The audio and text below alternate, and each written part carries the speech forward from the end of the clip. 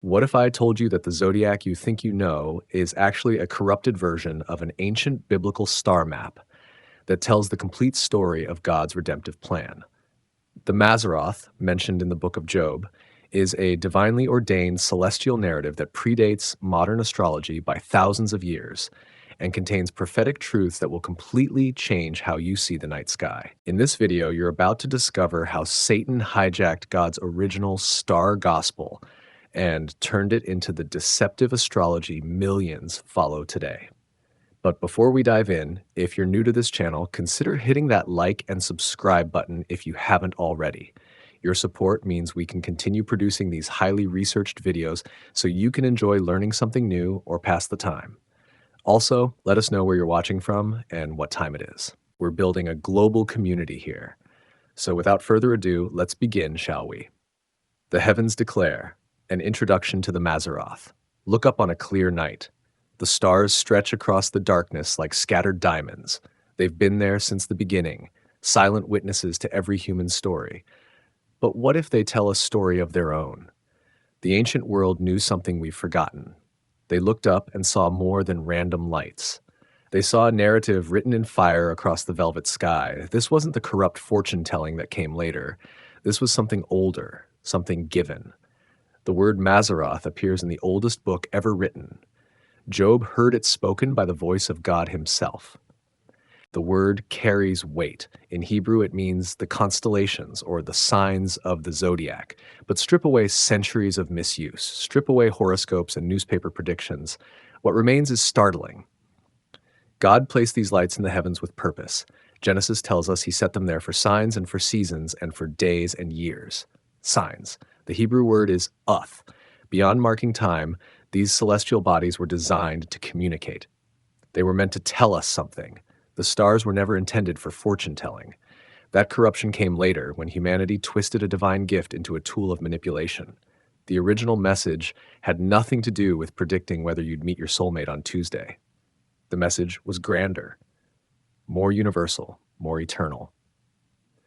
Picture the night sky as a massive scroll. Each constellation forms a chapter. Each star plays its part in an unfolding drama.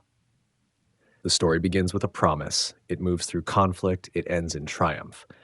At the center of this cosmic narrative stands one figure, a redeemer, a savior, the promised seed who would crush the serpent's head. This is the Mazzaroth, a celestial gospel written before any human hand put stylus to clay tablet, before Moses received the law, before Abraham left Ur, before the flood waters receded. The story was already there, spinning silently overhead. Ancient civilizations across the world share remarkably similar constellation stories.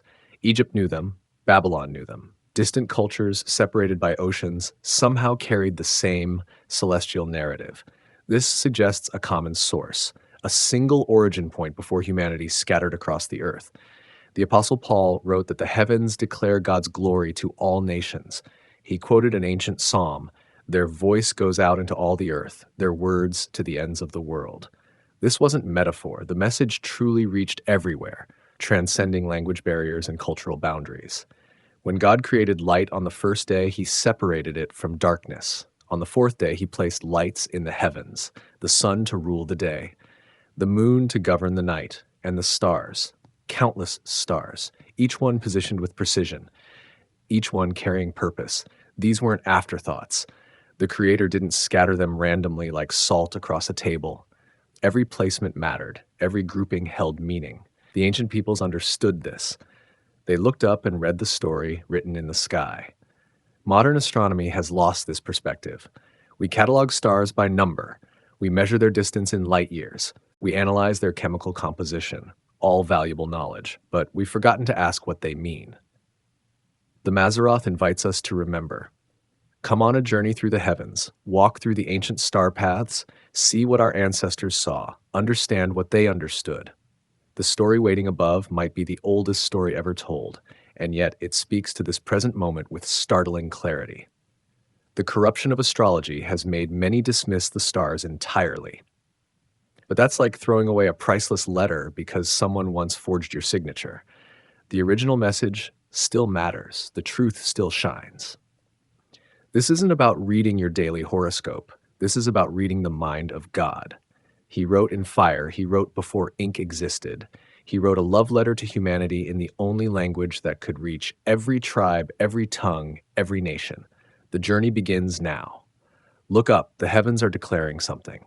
The question is whether we're still listening. The first gospel, celestial prophecy in the book of Job. Job lived before Moses, before the Exodus, before the law was given on smoking mountain peaks. His story unfolds in the earliest epoch of human history when memory of creation remained fresh and undimmed. The book bearing his name is ancient beyond measure. Scholars debate its exact age, but linguistic evidence points to an origin predating most biblical texts. The Hebrew used in Job differs from later writings. It carries archaic forms and vocabulary found nowhere else. This book breathes the air of the ancient world. In chapter 38, God speaks from the whirlwind. He asks Job a series of questions designed to humble human pride. Where were you when I laid the earth's foundation? He asks. Have you comprehended the vast expanses of the earth? Then comes a curious question. Can you bind the chains of the Pleiades? Can you loosen Orion's belt? Can you bring forth the Mazzaroth in its season? There it is. The word, Mazzaroth. God himself uses this term when speaking of his creation. He's not asking Job if he can practice astrology. He's asking if Job understands the celestial order, the divine purpose behind those wheeling lights. Earlier in the book, Job demonstrates astronomical knowledge that startles modern readers. He mentions the Bear, Orion, and the Pleiades. He speaks of the chambers of the south, a possible reference to southern constellations invisible from northern latitudes. How did Job know these things? His friend Eliphaz speaks of the secret counsel of God. Bildad mentions ancient wisdom passed down from fathers. The book of Job reveals a culture steeped in celestial knowledge. This wasn't primitive sky watching. This was sophisticated understanding of cosmic order and divine purpose.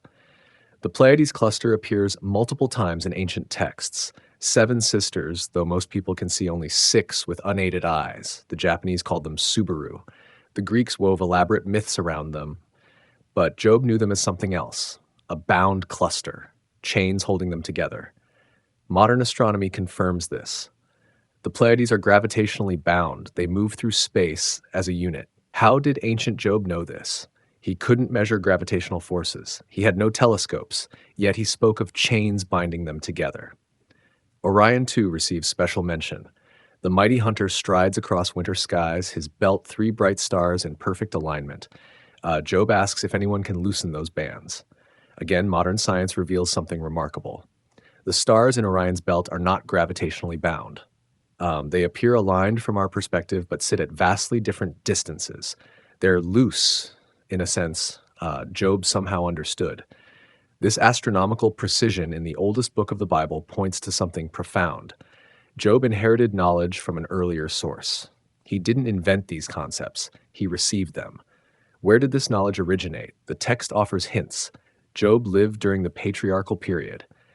He offered sacrifices as a priest of his own household. No temple existed. No written Torah guided his worship.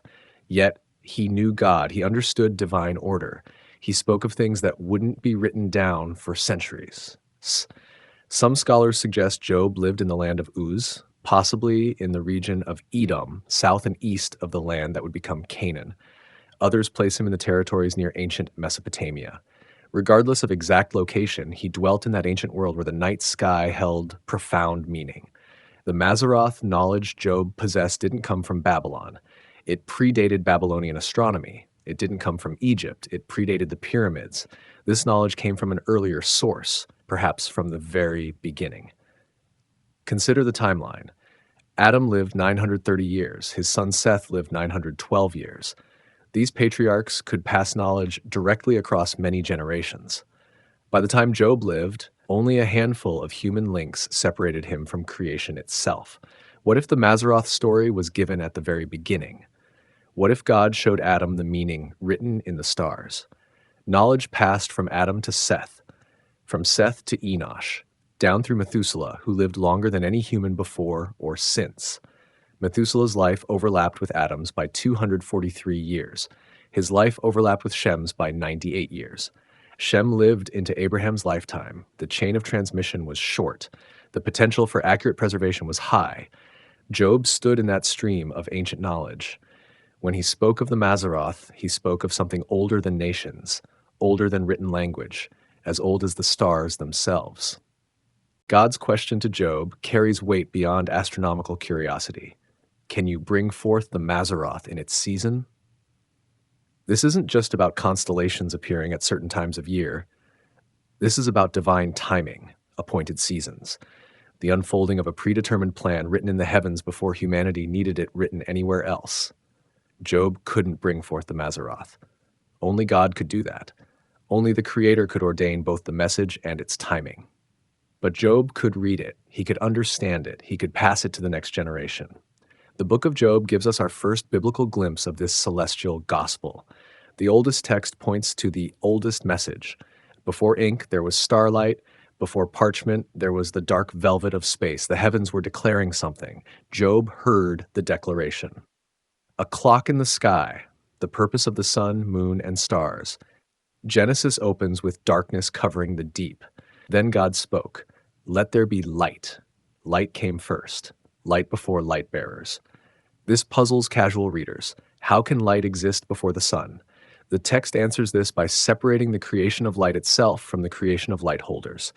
Photons preceded their assigned vessels. On the fourth day, God said, "Let there be lights in the vault of the sky." Note the plural. Not one light, many lights, each with specific function, each with divine purpose. The sun was placed to govern the day, the moon to rule the night. But the text doesn't stop there. It adds a critical phrase, "and let them be for signs and seasons, and for days and years." 4 purposes: signs, seasons, days, years. Each word carries deeper meaning than surface reading suggests. The Hebrew word for signs is oth. This word appears throughout Scripture. It marks the covenant sign of circumcision. It describes the blood on doorposts during Passover. It refers to miraculous wonders. An uth is a marker, a signal, a communication device. God placed the celestial bodies to communicate. They mark more than the passage of time. They speak, they testify, they declare. The word seasons in Hebrew is moedim. This word doesn't mean spring, summer, autumn, winter. Moedim means appointed times, festivals, holy convocations, divine appointments marked on heaven's calendar. The same word appears in Leviticus when God establishes his feast days. The Passover is a mode. The Day of Atonement is a mode. These aren't arbitrary celebrations. These are appointments God scheduled before the foundation of the world. The sun, moon, and stars mark these appointments. They announce when God's ordained festivals arrive. The spring feasts occur when the sun reaches certain positions. The fall feasts align with astronomical events. The heavens serve as God's calendar, visible to all people in all places. Days and years need less explanation. The sun's rising and setting defines the day. The Earth's circuit around the sun defines the year. These are the simple chronological functions we all understand. But even these carry prophetic weight. A day in prophetic scripture can represent a year. A year can represent a longer period. The celestial clock doesn't just mark time. It marks God's timeline, his schedule for redemptive history. Consider the precision required. For the sun, moon, and stars to reliably mark seasons and appointed times, they must move with mathematical accuracy. They must be predictable, dependable, ordered. Modern astronomy confirms this order. We can predict eclipses centuries in advance. We can calculate planetary positions thousands of years into the past or future. The celestial mechanics operate with clockwork precision because the Creator designed them that way. Ancient peoples understood this perhaps better than we do. Without electric lights, they lived under the stars every night. They watched the moon wax and wane. They observed the sun's changing position through the seasons. They noted which stars appeared in which months. This wasn't mere curiosity. Their agricultural cycles depended on reading the heavens correctly. Plant too early and frost destroys the crop. Plant too late and harvest fails. The stars guided them. The moon phases informed them. The sun's position told them when to act. But beyond agriculture, the heavens told them something else, something spiritual, something eternal. The constellation Virgo rises in spring when new life emerges. The constellation Leo dominates summer skies when the sun reaches maximum strength. Scorpio appears in autumn as the dying season begins. Aquarius marks winter when water falls from heaven as snow and rain. These aren't random associations. The celestial narrative unfolds through the year in deliberate sequence. Each constellation appears in its appointed season. Each one advances the story written in the stars. The moon plays its own special role. It doesn't generate light, it reflects the sun's glory. In biblical symbolism, the moon often represents the people of God reflecting the glory of the sun. The moon goes through phases, sometimes full, sometimes dark, always changing yet always faithful to its cycle.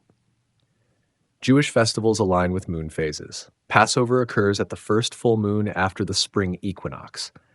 The Feast of Tabernacles coincides with the full moon of the seventh month. God commanded his people to observe these appointments, and he gave them the moon as their calendar. The stars serve as witnesses. Job calls them the ordinances of heaven.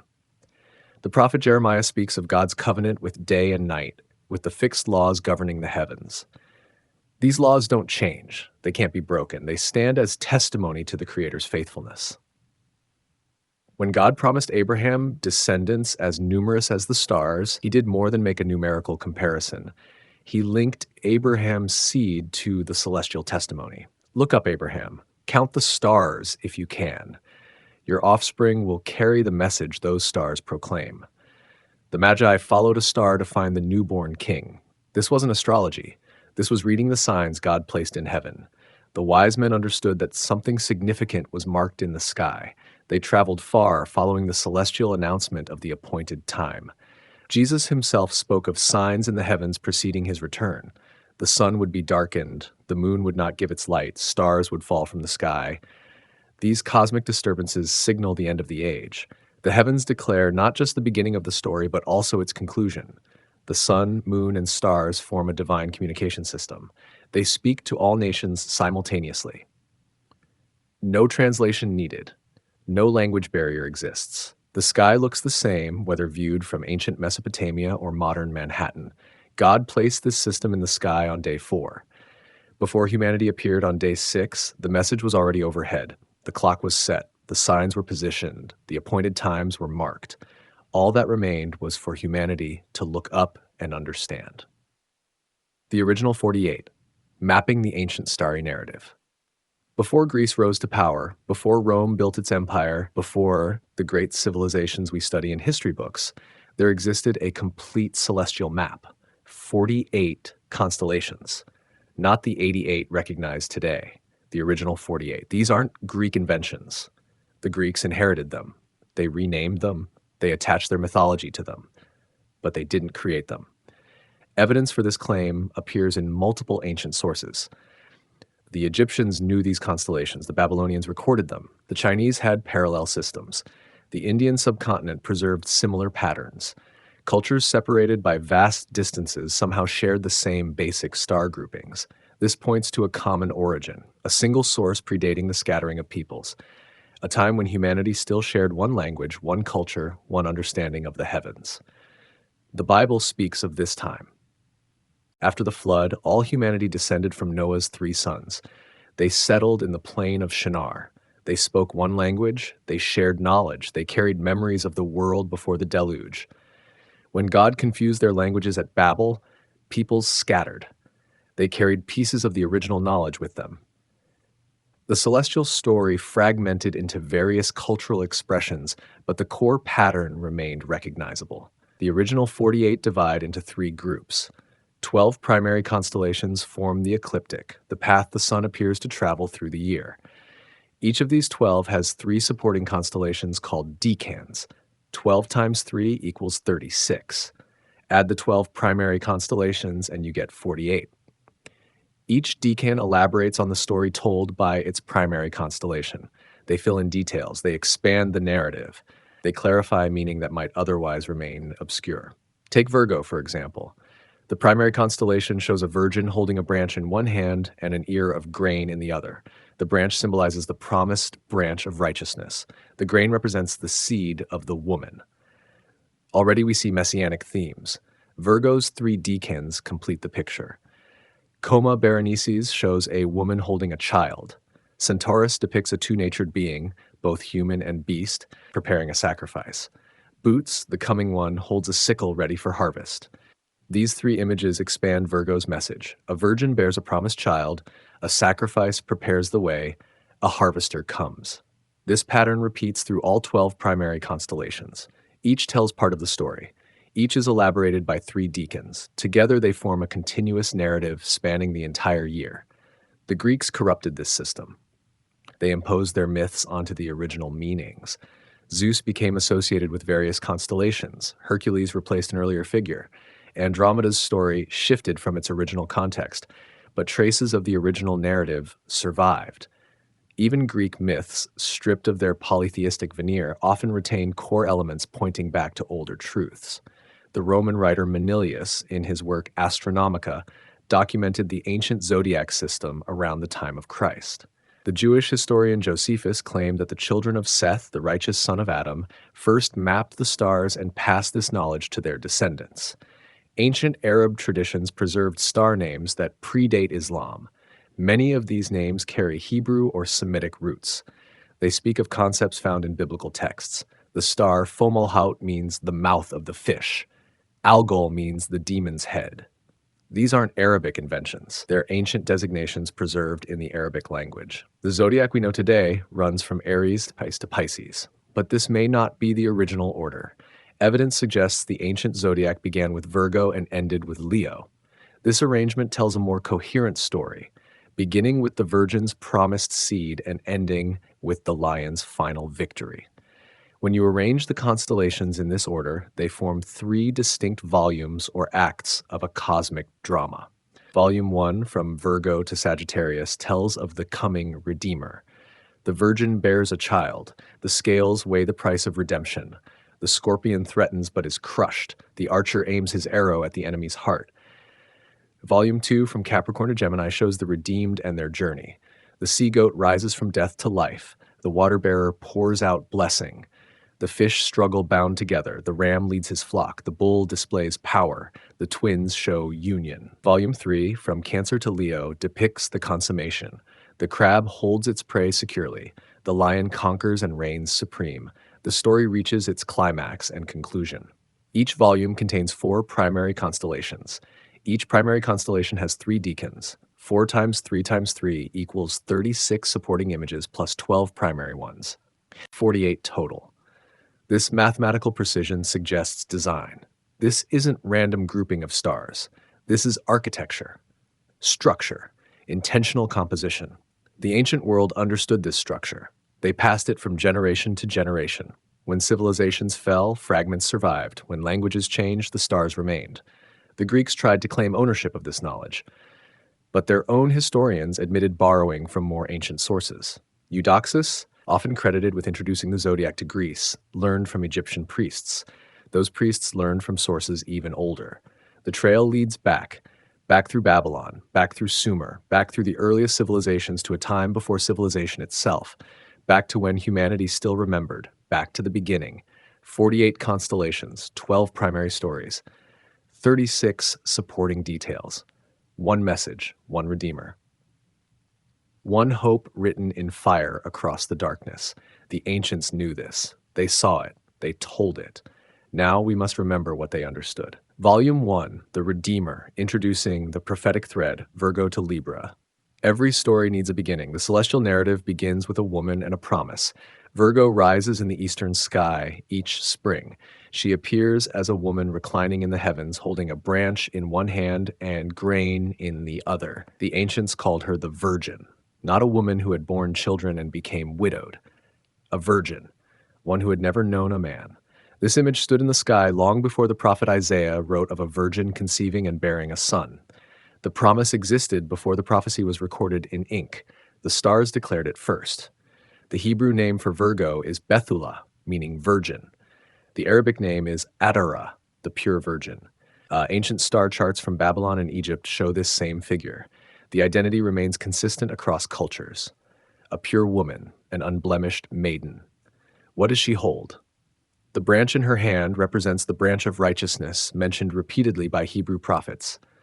Jeremiah spoke of a righteous branch who would reign as king. Zechariah called him the branch who would build the temple of the Lord. This branch appears in Virgo's grasp thousands of years before prophets wrote of him. The grain in her other hand symbolizes seed. the promised seed of the woman from Genesis 3. When God confronted the serpent in the garden, he declared that the woman's seed would crush the serpent's head. Eve thought this seed might be her first son, Cain. She was wrong. The promised seed would come much later, born of a virgin, holding the authority of the branch. The brightest star in Virgo is Spica. The name means ear of grain. This star marks the wheat sheaf in the virgin's hand. Ancient Hebrew called this star Tsemek, meaning the branch. Both meanings merge in this single point of light, the branch and the seed, the king and the sacrifice. Another star in Virgo bears the name Zaviyava, from Arabic meaning gloriously beautiful. The virgin who carries this seed is beautiful, pure, chosen for a purpose beyond herself. Virgo's 3 deacons elaborate the story. Coma Berenices shows a woman holding a child. Ancient names for this constellation include the Desired One and the Longed For. The child she cradles is the fulfillment of humanity's deepest longing, the son promised since the garden. Coma Berenices appears above Virgo in the sky. It's a cluster of stars, though ancient observers saw it as a separate constellation. The woman with child completes the picture started by the virgin with grain. The seed becomes a child. The promise becomes reality. Centaurus, another deacon of Virgo, shows a remarkable figure, half horse, half man. 2 natures in one being. The centaur holds a spear pointed downward toward Lupus the wolf, preparing to make a sacrifice. The 2-natured one offers himself as the victim. This image prefigures the God-man, fully divine and fully human, who would come as the ultimate sacrifice. The centaur's dual nature speaks to this mystery. Neither fully beast nor fully man alone, but both combined. Neither fully divine nor fully human alone, but both united in one person. Bootes, the 3rd deacon, marches behind Virgo. He's called the Coming One. He holds a sickle in his hand. His name in Hebrew is Bo, meaning the Coming One. He represents the harvest that follows the planting of the seed. The sickle he carries speaks of judgment and gathering.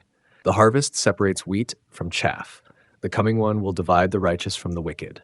He comes not just to save, but to judge.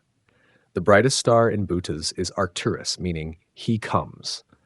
This massive star, one of the brightest in our night sky, announces the arrival of the promised one. Job mentioned Arcturus by name when God questioned him. The Coming One was already marked in Job's ancient sky. From Virgo, the path leads to Libra. The virgin and her seed give way to the scales of justice. Here the narrative shifts from promise to price. Libra shows a set of scales, balanced and ready to measure. Something must be weighed. Some transaction must occur. The virgin's seed has been promised, but that seed comes with a cost. In Libra, we see the price of redemption. One scale pan hangs lower than the other in ancient depictions. The cost outweighs everything else. No human currency can balance these scales. Only one price suffices. The Hebrew name for Libra is Mozanaim, simply meaning the scales or weighing. The scales of divine justice, the measurement of sin's debt, the calculation of redemption's cost. The brightest star in Libra's lower scale is Zubin el-Ganubi, meaning the price which is deficient or the purchase. Someone must pay, something must be bought back. Humanity sold itself into bondage in the garden. Now the scales weigh the price of buying back what was lost. The upper scale contains the star Zubin esh-Shamali, meaning the price which covers. One scale shows deficiency, the other shows covering. The debt is measured, the payment is applied. The accounts balance through one sufficient sacrifice. Libra bridges Virgo and Scorpio. The virgin's seed must face the scales before confronting the serpent. The price must be determined before the enemy can be defeated. The pattern follows logic and order. Promise, price, then victory. This is Volume 1's beginning. The prophetic thread starts here. A virgin, a seed, a branch, a child, a sacrifice, a coming one. Scales of justice, a price determined. The story has launched. The Redeemer enters the scene. All that follows builds on this foundation. The heavens declare this message in their silent speech. No sound reaches human ears, yet the testimony thunders across the void. Look up at Virgo rising in spring. See the pattern established before nations formed, before prophets spoke, before scriptures were written.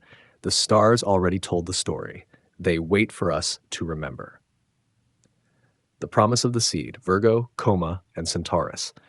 The constellation Virgo stretches across nearly 45 degrees of sky. She is the second largest constellation in the heavens. Her prominence matches her importance. She begins the story. She opens Volume 1. Everything flows from her. Look at her position. She reclines in the sky as if at rest, yet her posture suggests she's waiting. One hand reaches up, grasping a branch. The other hand holds down toward earth, clutching grain. Between heaven and earth, she mediates. She connects the divine promise with earthly fulfillment.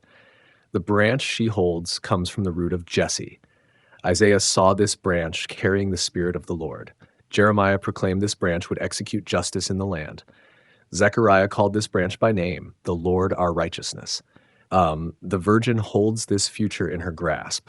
The grain represents life. Wheat must fall into the ground and perish before it can bear fruit. Jesus spoke these words about himself before his passion. The grain of wheat that dies produces many seeds. The virgin holds the seed that will fall into death's soil. Spica, her brightest star, marks this wheat sheaf. Ancient Egypt called Spica the seed bearer. The Babylonians marked it as significant in their astronomical tablets. The Greeks associated it with harvest and agriculture. All cultures recognized this star as representing seed and fruitfulness. The star's position in the constellation places it precisely in the grain sheaf, not in the virgin's head or feet, but in her hand where she offers the seed. The placement matters. The seed must be given, offered, surrendered. The virgin herself represents purity required for this task. Not just physical purity, though that matters in the story. Deeper purity, set apart, holy, chosen specifically because she meets requirements no other person can meet. Mary's question to the angel makes sense in this context. How can this be, since I know not a man? She understood human biology. She grasped the impossibility. The angel's answer pointed her toward the stars she'd seen all her life. The Holy Spirit would accomplish what the constellations had proclaimed for millennia. Above Virgo shines Coma Berenices. This cluster caused confusion in later centuries. Some astronomers thought it didn't belong as a separate constellation. They tried to absorb it into Virgo or Leo, but ancient star maps consistently show it as distinct: a woman nursing an infant, a mother with child, the desired one finally in human arms. The Hebrew name for this constellation is Coma, meaning the desired. Haggai the prophet spoke of the desire of all nations who would come, the desired one whom every human heart unknowingly seeks, the fulfillment of humanity's deepest longing. Here he rests in his mother's arms. Coma Berenices contains no bright stars visible to the naked eye, yet ancient observers counted it crucial to the story. The image mattered more than brightness. A woman holding the promised seed child. The virgin's grain has germinated. The branch has sprouted. The prophecy becomes flesh. This cluster sits high above Virgo, as if the crowned woman rises from the virgin below. The virgin holds potential. The crowned woman holds reality. Between them lies the journey from promise to fulfillment. Below and to the east of Virgo stands Centaurus, the two-natured being, half human, half beast. This image disturbs modern sensibilities. We want clean categories, pure types. But this centaur embodies a truth that can't be expressed with human form alone. The ancient name for this constellation comes from Greek, meaning pierced or thrust through. But the concept predates Greece. The figure shows a being preparing sacrifice, spear in hand, ready to strike. The victim is Lupus the wolf, another constellation representing the enemy to be slain. Centaurus teaches us about the Redeemer's nature, fully divine, fully human, not half and half, not a mixture, both natures fully present in one person. The centaur's dual form illustrates what human language struggles to express. The brightest stars in Centaurus are Alpha Centauri and Beta Centauri. Alpha Centauri is actually our sun's nearest stellar neighbor, though invisible from most northern latitudes. It represents the near one, the one who came close, the distant god who became neighbor to humanity. Beta Centauri bears the name Agena, meaning the coming one. The same theme appears again, the one who comes, the expected arrival, the appointed visitor who keeps his scheduled appearance. Another star in Centaurus carries an even more telling name, Ptolemon, meaning the heretofore and the hereafter. This name captures divine eternity, the one who existed before all things and remains after all things. The Alpha and Omega dwelling in the centaur form. The centaur's posture matters. He kneels on two legs while his other two legs stand. He's caught between two positions, standing and kneeling, reigning and serving, divine and human. The awkward position perfectly captures the incarnation's tension. His spear points at Lupus. The wolf must experience the thrust of justice. The enemy faces the two-natured warrior. Only one with both divine and human nature can accomplish what must be done. Divine nature provides the power. Human nature provides the legal standing. The God-man defeats the enemy on humanity's behalf. Ancient Persian astronomy called this constellation Bezei, meaning the despised. Isaiah wrote of one despised and rejected by men, a man of sorrows, acquainted with grief. The glorious centaur warrior is also the despised outcast. Both images speak truth about the coming one. The three constellations work together. The Virgin provides the means. The crowned mother shows the result. The centaur displays the nature and purpose. Seed becomes child. Child becomes sacrifice. Sacrifice defeats the enemy. Genesis 3:15 set this pattern. The woman's seed would crush the serpent's head while the serpent struck his heel. Victory through suffering. Triumph through sacrifice. The centaur embodies this paradox. He strikes the wolf while bearing wounds himself.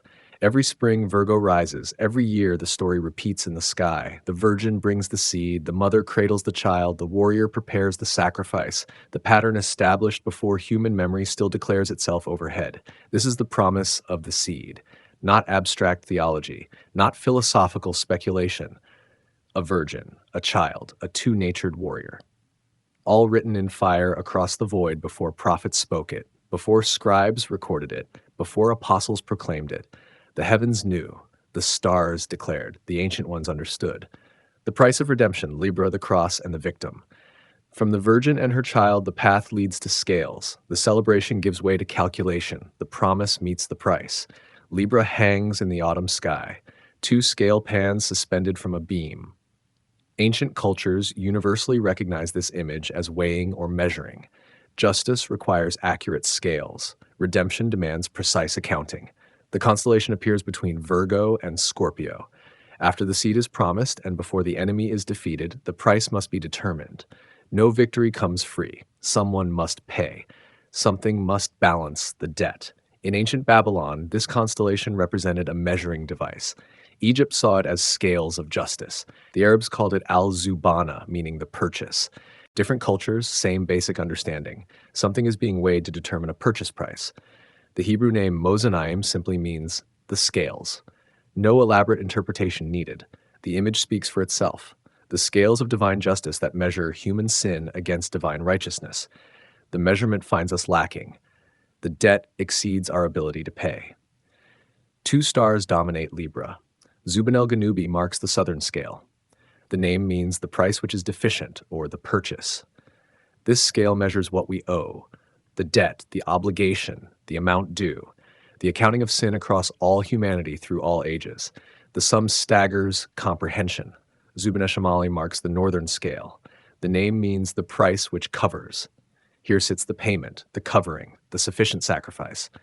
One scale shows the deficit, the other shows the supply. The balance point reveals the transaction of all eternity.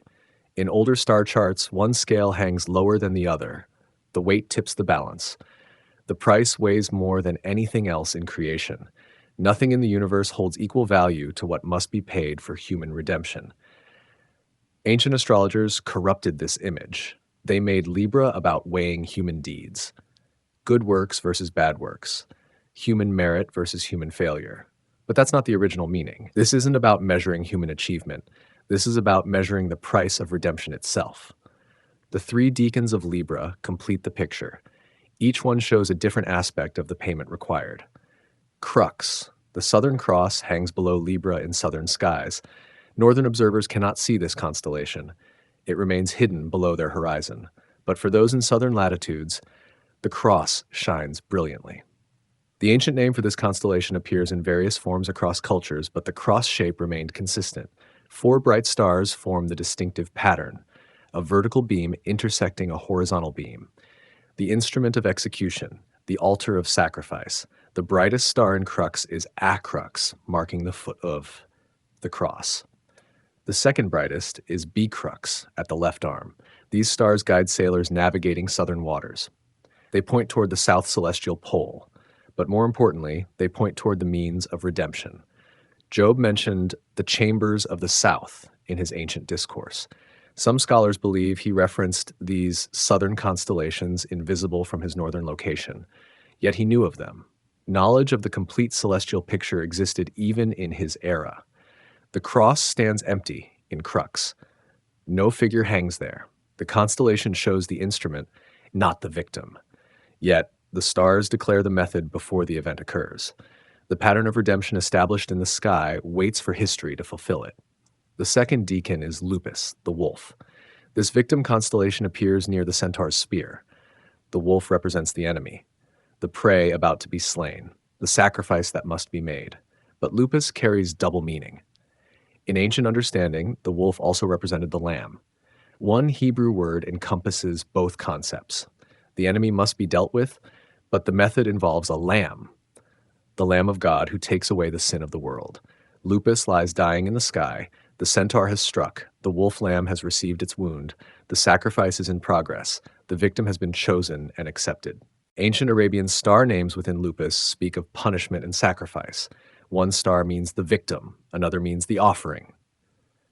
The constellation's position near the centaur's weapon makes the meaning clear. Something must experience the thrust of justice. The third decan is Corona Borealis, the northern crown. This circle of stars forms a diadem in the northern sky. A crown awaits, a kingdom promised, a reign to be established. But this crown connects to the scales and the cross. The path to the crown runs through the sacrifice. Exaltation follows humiliation. Glory comes after suffering. The crown appears in the sky near Libra because the price once paid leads to coronation. The brightest star in Corona Borealis is Alphecca, meaning the broken one, or the separated one. The crown belongs to one who was broken, one who was separated from life itself. Through breaking comes wholeness. Through separation comes reunion. Hebrews chapter 12 speaks of Jesus, who for the joy set before him endured the cross, despising its shame, and sat down at the right hand of God's throne. The cross led to the crown. The scales measured the price. The cross provided the means. The crown rewards the accomplishment. These three decans surround Libra with the complete picture. The scales determine what must be paid. The cross shows how payment will be made. The victim undergoes the necessary sacrifice. The crown awaits the faithful completion. Ancient peoples saw this pattern long before Calvary's Hill. They understood that redemption required a specific price paid in a specific way, leading to a specific result. The scales, the cross, the victim, and the crown, all four elements present in the autumn sky. The Apostle Paul wrote that Christ became a curse for us by hanging on a tree. The law declared that anyone hanging on a tree stands cursed. The cross cursed the one nailed there. The victim absorbed the curse. The scales measured both the sin and the sacrifice. Peter wrote that Christ bore our sins in his own body on the tree. The victim carried the weight. The scales tipped under the burden. One scale held humanity's accumulated guilt. The other held one perfect life offered willingly. John saw in his revelation a lamb standing as though it had been slain. The victim who died now lives. The broken one now wears the crown. The scales balance through one sufficient sacrifice. Libra hangs in the sky each autumn. The scales appear. The price is displayed. The transaction completed on a hill far away was announced in the heavens from the beginning. The price determined before the foundation of the world. The scales set. The cross prepared. The victim chosen. The crown waiting. This is the price of redemption. Not cheap grace, not easy forgiveness, costly beyond measure, weighed in divine scales, paid by divine human currency. Accomplished through means foreshadowed in the stars before any human understood what those stars meant. The conflict of the ages, Scorpio, Ophiuchus, and Hercules. From the scales and the price, the story moves to conflict. The enemy appears, the battle engages, violence enters the celestial narrative. Scorpio crouches in the southern sky. A massive scorpion, tail curved over its back, claws extended, stinger ready. Ancient cultures across the world recognize this constellation as a scorpion or similar threatening creature. The image transcends cultural boundaries. The scorpion represents the serpent of Genesis 3, the adversary who brought deception into the garden, the enemy of humanity who seeks to sting and destroy. Here in the sky, magnified to cosmic proportions, the threat becomes visible. The brightest star in Scorpio is Antares, meaning the rival of Mars, due to its reddish color. But ancient names for this star carry darker meaning. In Hebrew tradition, it was associated with wounding and conflict. The scorpion's heart beats red with malice. The scorpion's stinger points toward Libra. The enemy attacks the scales. He wants to upset the balance. He seeks to prevent the payment. He opposes the redemption transaction. His whole purpose drives toward keeping humanity in bondage. But the scorpion's position in the sky reveals his defeat. He lies on his back, claws grasping upward, as if already overthrown. The constellation doesn't show the scorpion advancing victoriously. It shows him toppled, overcome, crushed. Above the scorpion stands Ophiuchus. This constellation shows a man grappling with a serpent. His feet press against the scorpion's heart. His hands grip the serpent's body. The struggle is engaged. The conflict is active. Ophiuchus bears several ancient names. In Hebrew, he was called Ophiuchus, meaning the serpent holder. The Arabians knew him as Afshin, meaning the serpent charmer. The Greeks called him the serpent bearer. All cultures saw the same basic image, a man wrestling a snake. The man's position matters. He stands on the scorpion while holding the serpent.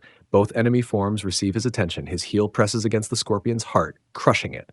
But in crushing the enemy, his foot receives the sting. The wounded victor, the triumphant sufferer. Genesis 3:15 plays out in the sky. The woman's seed crushes the serpent's head. The serpent strikes his heel. Both actions occur simultaneously. Victory and wounding, triumph and suffering. The paradox of redemption. The brightest star in Ophiuchus is Ras al-Hagu, meaning the head of him who holds the serpent. The man's head remains above the conflict. His mind stays clear. His purpose remains firm despite the struggle. He knows what must be done and proceeds without hesitation. Another significant star in Ophiuchus bears the name Megiras, meaning the contender or the wrestler. This is no passive observation. This is active combat, a struggle to the finish. Winner takes all. Loser loses everything. The serpent in Ophiuchus's grasp is actually another constellation, Serpens. This snake wraps around the serpent holder in two parts divided by his body. Serpens caput forms the head. Serpens cauda forms the tail. The man stands between them, separating what was once unified. The serpent reaches toward Corona Borealis, the crown. The enemy wants the crown. He seeks the throne. He desires worship and authority. His reach extends toward what belongs to another. But the serpent holder prevents his grasping. The man blocks the serpent's path to the crown. Below Ophiuchus, striding across the northern sky, comes Hercules, the strong man, the mighty warrior, the one with power to accomplish what must be done. Greek mythology attached elaborate stories to Hercules. They made him a demigod performing 12 labors. But the constellation predates Greece. The original figure represented the branch, the mighty one, the conquering hero promised from the beginning. Hercules appears in an unusual position. He kneels on one knee. His foot crushes the head of Draco, another serpent constellation. His raised hand holds a club. His other hand grasps a branch, or possibly the skin of a lion. Victory is certain, yet the posture suggests humility. The kneeling position confused later interpreters. Why would the mighty one kneel? Shouldn't he stand triumphant? But the posture captures both aspects of the Redeemer. Strong enough to crush serpents, humble enough to kneel, power combined with submission. The brightest star in Hercules is Ras al-Gethi, meaning the head of him who kneels. Again, the head receives emphasis. The mind remains clear. The purpose stays firm. Kneeling doesn't indicate defeat. It indicates controlled power, strength under authority. Another star in Hercules bears the name Kornephoros, meaning the branch bearer or club bearer. The dual meaning connects to earlier imagery, the branch of righteousness, the weapon against the enemy. Both meanings merge in the figure of the kneeling warrior. Hercules' foot rests on Draco's head. This dragon serpent wins between the two celestial poles. He's ancient, established, seemingly permanent, but the warrior's heel crushes his skull. The permanent enemy receives permanent defeat. The three constellations around Scorpio tell a complete story. The scorpion represents the enemy's threat.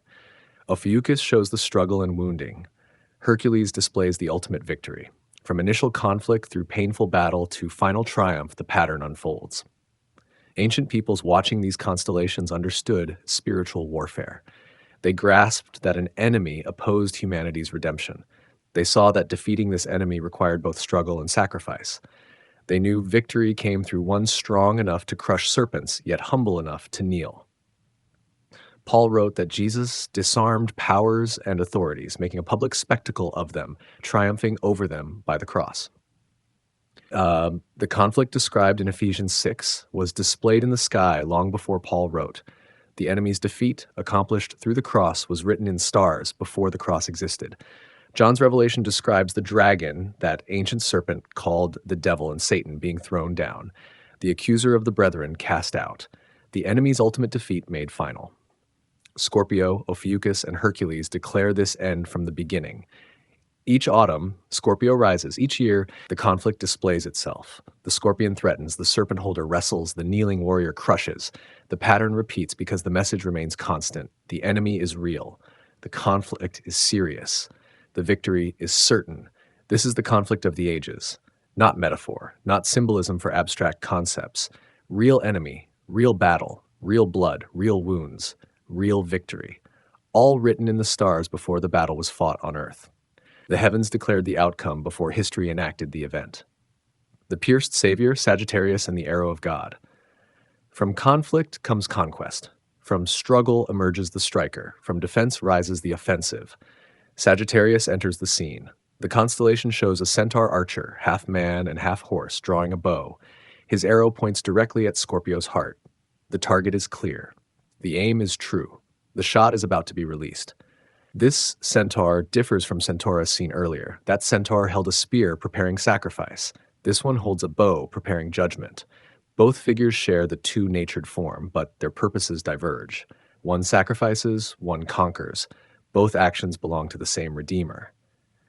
The ancient Babylonians called this constellation Nergal, associated with war and plague. The Egyptians saw it as a weapon aimed at the enemy. Hebrew tradition knew it as the archer, or the one who sends forth the arrow. Across cultures, the aggressive nature of this figure remained consistent. The brightest star in Sagittarius holds no clear ancient name that survived into modern catalogs, but several stars within the constellation carry significant meanings. One cluster in the archer's arrow is called Naim, meaning the gracious one, the arrow of grace, the shot of mercy, judgment combined with kindness. Another star bears the name Nehushta, meaning the going or sending forth.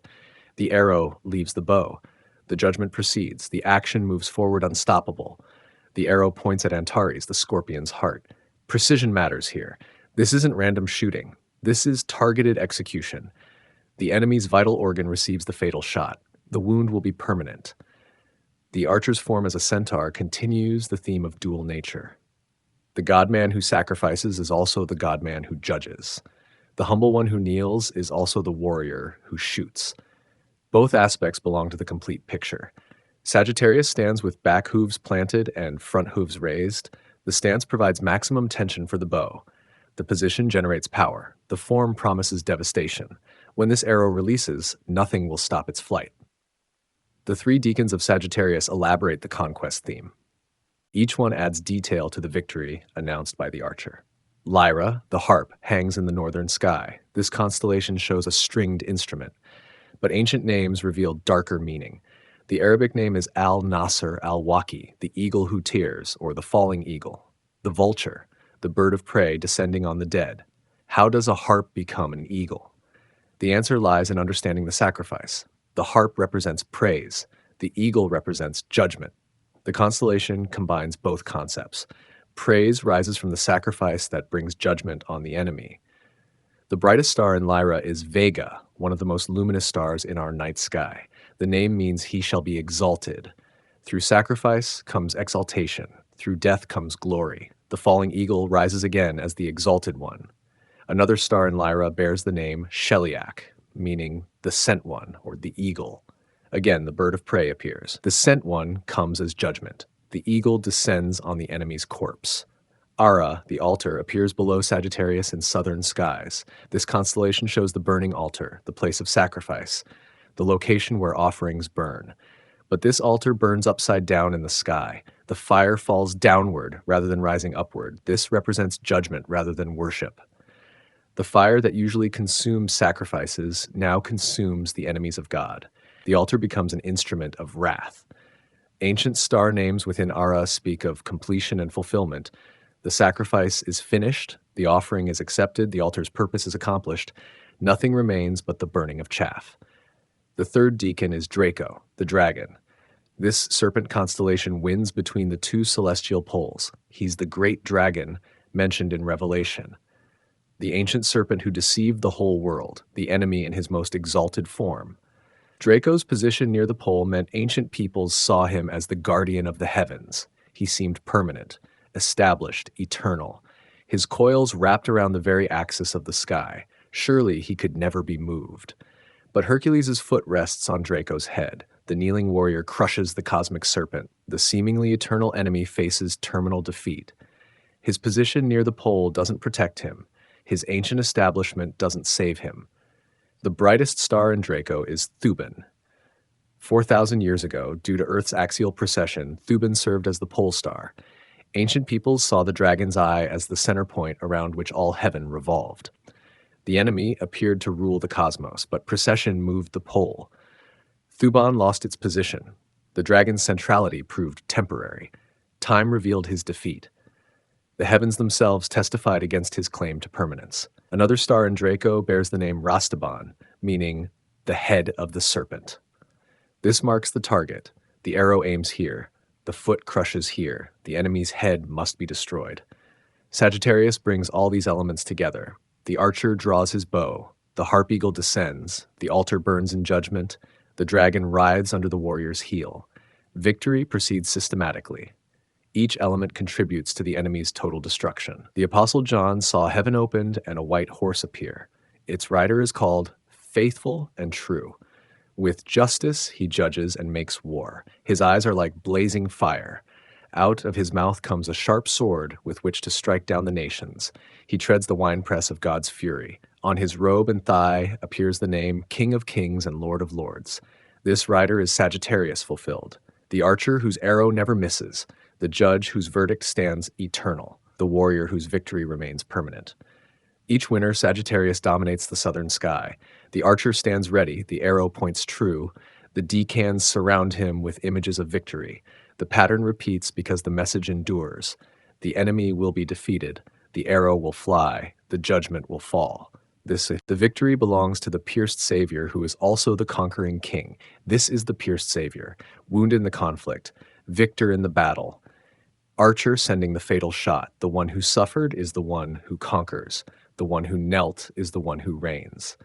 The one who died is the one who judges. All these aspects merge in the figure of Sagittarius, the centaur archer, the two-natured warrior, the gracious judge. The end of Volume 1. Volume 2, The Redeemed, the Church and its Trials, Capricorn to Gemini. The story shifts. Volume 1 told of the Redeemer, his coming, his price, his conflict, his conquest. Now Volume 2 begins. The focus moves to the redeemed, those purchased by the price, those rescued by the victor. The church enters the narrative. Capricorn rises in midwinter. This constellation confuses modern observers. A goat with a fish tail? What kind of creature is this? The image seems bizarre until you understand its meaning. The goat represents sacrifice. Throughout Scripture, goats serve as sin offerings. The scapegoat carried Israel's sins into the wilderness. The goat of atonement's blood entered the Holy of Holies. Goats symbolize the substitutionary sacrifice required for redemption. But this goat has the tail of a fish. The back half transforms from land creature to sea creature. The form shows transition, change, movement from one state to another, death to life, bondage to freedom, sea to land. Ancient Babylonians called this constellation the goatfish. Sumerians recognized it even earlier. The image predates recorded civilization. The combination of goat and fish carried meaning across diverse cultures. The Hebrew name for Capricorn is Gedi, simply meaning the kid or young goat, the sacrificial animal, the one whose blood pays for sin. But this kid doesn't stay dead. The fishtail shows resurrection, rising from water, emerging into new life. The brightest stars in Capricorn carry meaningful names. Deneb al-Gedi means the sacrifice comes, or the judge of the kid. Both meanings apply. The sacrifice arrives, the judgment falls on the substitute. The kid bears what others deserve. Another star is called Nashira, meaning bringing good news. The goatfish brings glad tidings. The sacrifice accomplishes its purpose. Death leads to life. The message spreads. Redemption works. Capricorn's three deacons elaborate the theme of resurrection and victory. Each one shows different aspects of the redeemed life. Sagitta, the arrow, appears as a small constellation in the northern sky. This arrow flies swiftly. The Hebrew name is Sham, meaning the destroyer or the appointed one. An arrow has one purpose, to strike its target. This arrow represents God's swift judgment on the enemy. The arrow flies alone, separated from any bow. The shot has been released. The flight is in progress. The destination is certain. Nothing can recall this arrow or deflect its path. The appointed judgment proceeds toward its target. Two stars in Sagitta bear significant names. One is called Sham, echoing the constellation's Hebrew name. The other is Volans, though this is a later designation. The ancient meaning emphasized the arrow's purpose and certainty. Aquila, the eagle, soars above Capricorn. This great bird descends with prey in its talons. Unlike Lyra's falling eagle, this one flies victoriously. The Hebrew name is Neshir, meaning the eagle or the torn one. The eagle has torn its prey. The victory is complete. The brightest star in Aquila is Altair, meaning the wounding or the tearing. The eagle's talons rip and wound. The enemy receives destructive attention. The bird of prey accomplishes its purpose. Another star in Aquila is Tarared, meaning the torn or wounded. Both the eagle and its prey bear marks of conflict. Victory comes through struggle. Triumph emerges from battle. The eagle doesn't win without cost. The eagle carries multiple meanings in Scripture. It represents strength, swiftness, divine protection. God bore the people out of Egypt on eagle's wings. The eagle in Aquila shows the redeemed being carried by divine power, lifted from death, transported to life, borne on mighty wings.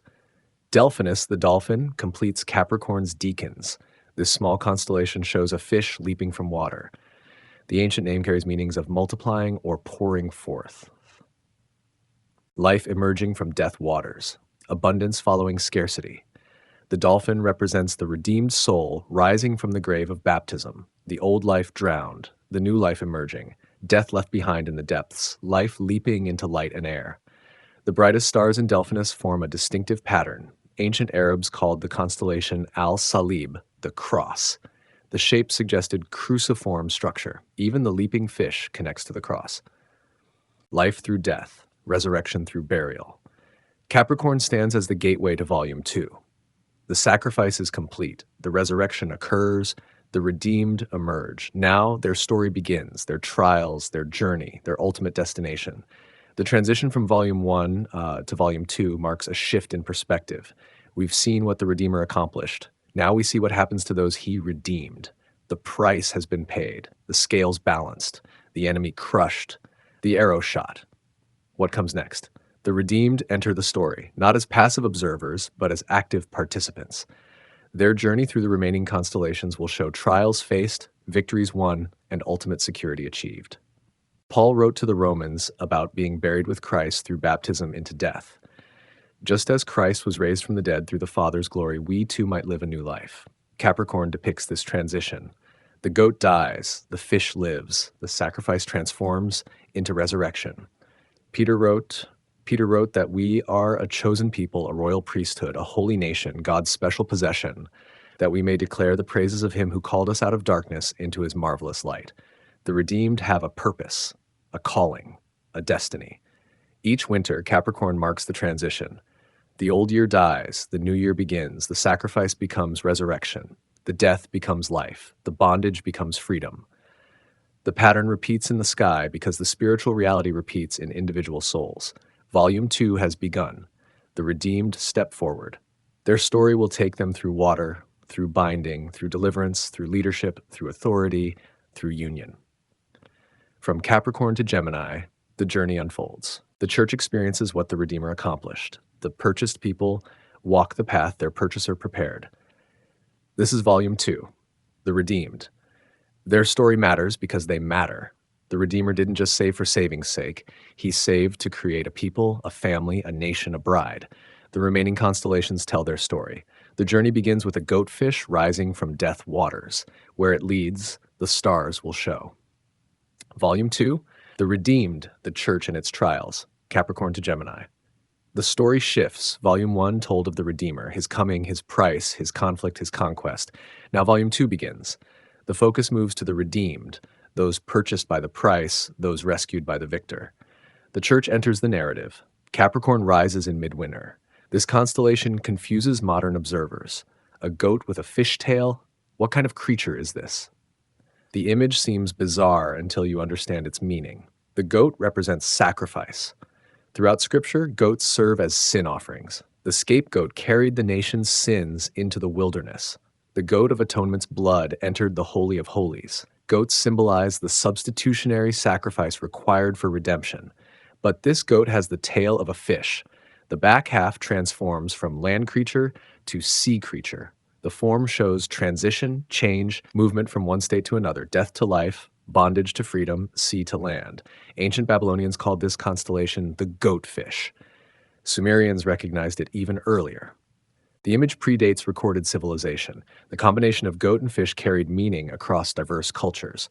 The Hebrew name for Capricorn is Gedi, simply meaning the kid or young goat, the sacrificial animal, the one whose blood pays for sin. But that this kid doesn't stay dead. The fishtail shows resurrection, rising from water, emerging into new life.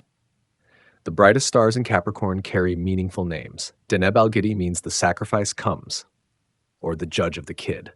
Both meanings apply. The sacrifice arrives, the judgment falls on the substitute. The kid bears what others deserve. Another star is called Nashira, meaning bringing good news. The goatfish brings glad tidings. The sacrifice accomplishes its purpose. Death leads to life. The message spreads. Redemption works. Capricorn's three deacons elaborate the theme of resurrection and victory. Each one shows different aspects of the redeemed life. Sagitta, the arrow, appears as a small constellation in the northern sky. This arrow flies swiftly. The Hebrew name is Sham, meaning the destroyer or the appointed one. An arrow has one purpose, to strike its target. This arrow represents divine judgment on the enemy, proceeding swiftly to its mark. The arrow flies alone, separated from any bow. The shot has been released. The flight is in progress. The destination is certain. Nothing can recall this arrow or deflect its path. The appointed judgment proceeds toward its target. Two stars in Sagitta bear significant names. One is called Sham, echoing the constellation's Hebrew name. The other is Volans, though this is a later designation. The ancient meaning emphasized the arrow's purpose and certainty. Aquila, the eagle, soars above Capricorn. This great bird descends with prey in its talons. Unlike Lyra's falling eagle, this one flies victoriously. The Hebrew name is Nesher, meaning the eagle, or the torn one. The eagle has torn its prey. The victory is complete. The brightest star in Aquila is Altair, meaning the wounding or the tearing. The eagle's talons rip and wound. The enemy receives destructive attention. The bird of prey accomplishes its purpose. Another star in Aquila is Terared, meaning the torn or wounded. Both the eagle and its prey bear marks of conflict. Victory comes through struggle. Triumph emerges from battle. The eagle doesn't win without cost. The eagle carries multiple meanings in Scripture. It represents strength, swiftness, divine protection. The people were born out of bondage on eagle's wings, as described in Exodus. The eagle in Aquila shows the redeemed being carried by divine power, lifted from death, transported to life, borne on mighty wings. Delphinus, the dolphin, completes Capricorn's deacons. This small constellation shows a fish leaping from water. The ancient name carries meanings of multiplying or pouring forth, life emerging from death waters, abundance following scarcity. The dolphin represents the redeemed soul rising from the grave of baptism. The old life drowned, the new life emerging. Death left behind in the depths, life leaping into light and air. The brightest stars in Delphinus form a distinctive pattern. Ancient Arabs called the constellation Al-Salib, the cross. The shape suggested cruciform structure. Even the leaping fish connects to the cross. Life through death, resurrection through burial. Capricorn stands as the gateway to Volume 2. The sacrifice is complete. The resurrection occurs. The redeemed emerge. Now their story begins, their trials, their journey, their ultimate destination. The transition from Volume 1 to Volume 2 marks a shift in perspective. We've seen what the Redeemer accomplished. Now we see what happens to those he redeemed. The price has been paid, the scales balanced, the enemy crushed, the arrow shot. What comes next? The redeemed enter the story, not as passive observers, but as active participants. Their journey through the remaining constellations will show trials faced, victories won, and ultimate security achieved. Paul wrote to the Romans about being buried with the Messiah through baptism into death. Just as he was raised from the dead through the Father's glory, we too might live a new life. Capricorn depicts this transition. The goat passes through death, the fish emerges into life, the sacrifice transforms into resurrection. Peter wrote that we are a chosen people, a royal priesthood, a holy nation, a special possession, that we may declare the praises of him who called us out of darkness into his marvelous light. The redeemed have a purpose, a calling, a destiny. Each winter, Capricorn marks the transition. The old year ends, the new year begins. The sacrifice becomes resurrection. The death becomes life. The bondage becomes freedom. The pattern repeats in the sky because the spiritual reality repeats in individual souls. Volume 2 has begun. The redeemed step forward. Their story will take them through water, through binding, through deliverance, through leadership, through authority, through union. From Capricorn to Gemini, the journey unfolds. The community experiences what the Redeemer accomplished. The purchased people walk the path their purchaser prepared. This is Volume 2. The redeemed. Their story matters because they matter. The Redeemer didn't just save for saving's sake. He saved to create a people, a family, a nation, a bride. The remaining constellations tell their story. The journey begins with a goatfish rising from death waters. Where it leads, the stars will show. The fountain of life. Aquarius and the outpouring above us flows an ancient river of stars. The constellation we call Aquarius spreads across the winter sky like a celestial waterfall, pouring forth streams of light into the cosmic darkness. Ancient stargazers saw more than random points of brightness here. They witnessed a divine fountain, eternally flowing with the water of life itself. The figure of Aquarius kneels in the heavens, holding an urn from which endless streams cascade downward. His posture speaks of service, of one who gives freely from an inexhaustible source. The star patterns form clear channels of flowing water, visible to any who take time to trace their gentle curves across the night canvas. This celestial water bearer carries profound meaning in the ancient star story. Where Capricorn showed us resurrection from the depths, Aquarius reveals what flows from that victory. The risen one becomes the giver of living water. The one who conquered death now pours out life to all who thirst. The Hebrew understanding of water goes far beyond simple physical need. Water represents cleansing, renewal, and the very breath of the divine spirit. When the ancient writers spoke of rivers of living water, they pointed to something that could satisfy the deepest longings of the human soul. Aquarius embodies this eternal promise, forever pouring out blessing from the throne of the Most High. 3 companion constellations dance around this cosmic water-bearer, each adding layers to the celestial narrative. Piscis austrinus, the southern fish, swims eagerly toward the flowing stream. Unlike the bound fish of Pisces, this solitary fish moves with purpose and freedom. Ancient astronomers called it the drinker, for it appears to consume the water flowing from Aquarius's urn. The southern fish represents those who have tasted the living water and found it good. They swim not in bondage, but in joy, having discovered the source that truly satisfies. Their position in the sky tells a story of fulfillment, of creatures finding their element and thriving within it. Above the water-bearer soars Pegasus, the winged horse. This magnificent creature represents the swiftness of divine message-bearing. Ancient cultures understood horses as symbols of noble purpose and rapid movement. Wings added the dimension of heavenly origin and unlimited reach. Pegasus carries the proclamation of the living water to every corner of creation. The winged messenger announces that the fountain flows freely, that none need thirst who come with open hearts. The horse's position in the star field suggests movement in all directions, carrying good news to every people and nation under heaven. The third companion shines as Cygnus, the swan in flight. This graceful bird glides through the cosmic river, its neck extended in the posture of one who has drunk deeply. Swans possess the unique ability to dive beneath the surface while remaining perfectly buoyant. They represent those who can touch the depths of divine truth while soaring in the heights of spiritual understanding. Cygnus embodies the believer who has learned to navigate both the seen and unseen realms. The swan has tasted the water of life and found perfect balance.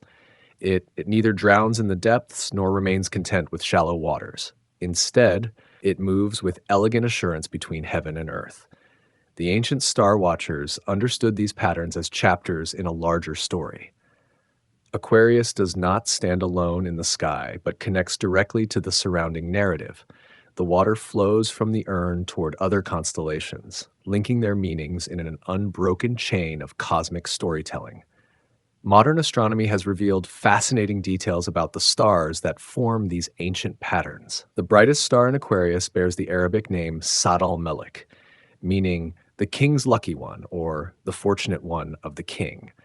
This primary star anchors the constellation's message of royal favor and divine blessing. Another prominent star, Sad al-Sud, translates as the luckiest of the lucky.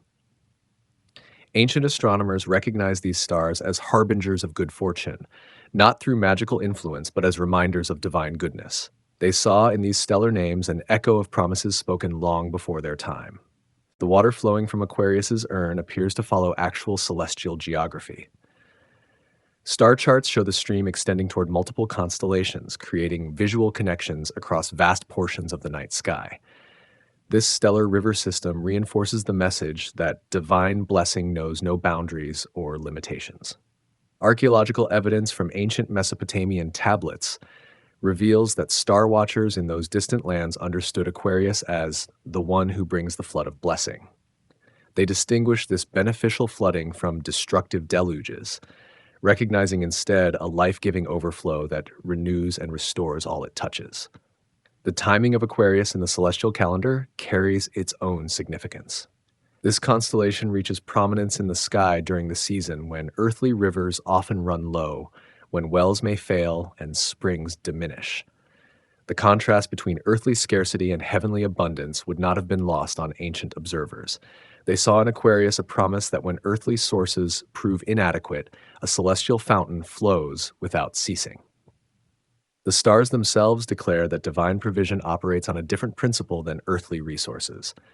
Where human systems experience shortage, heaven knows only overflow.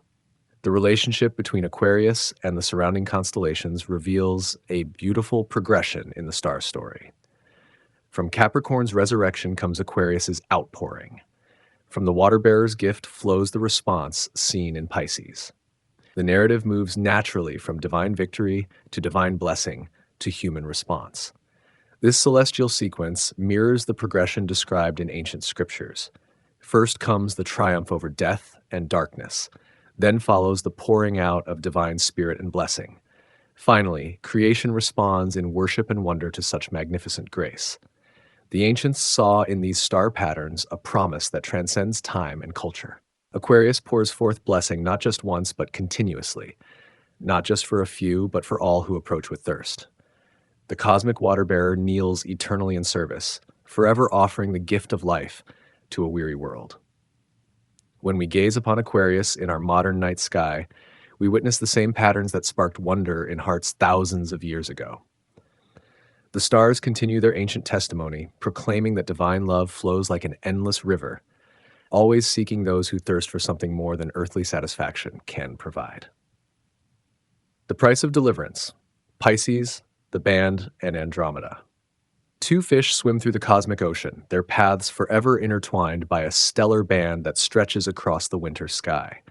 The constellation Pisces presents a puzzle that troubled ancient observers and continues to intrigue modern star watchers.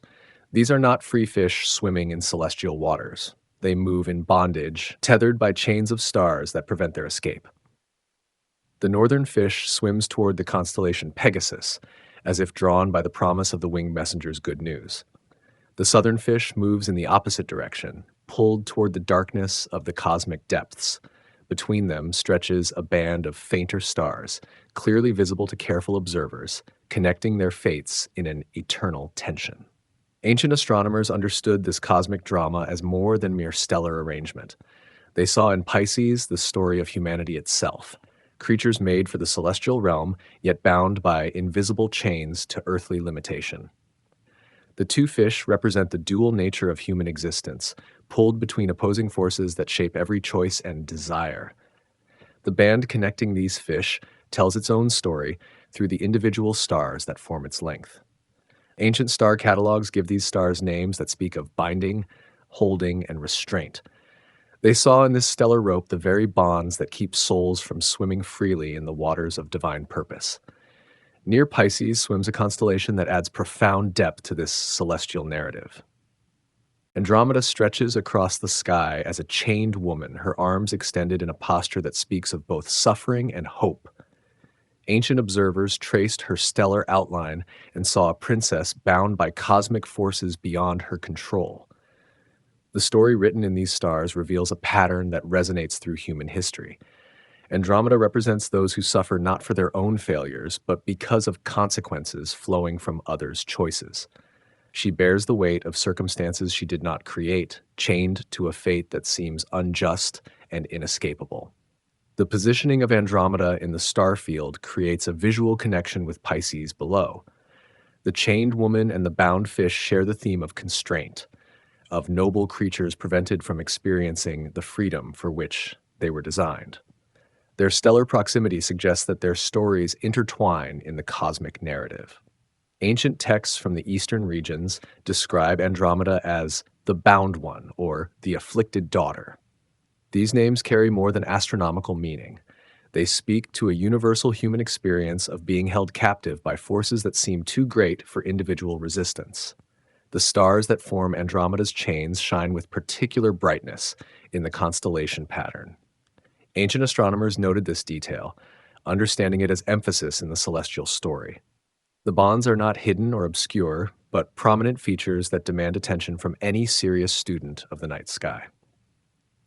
Archaeological discoveries in the ancient lands have revealed star charts showing Andromeda positioned directly above a great sea monster.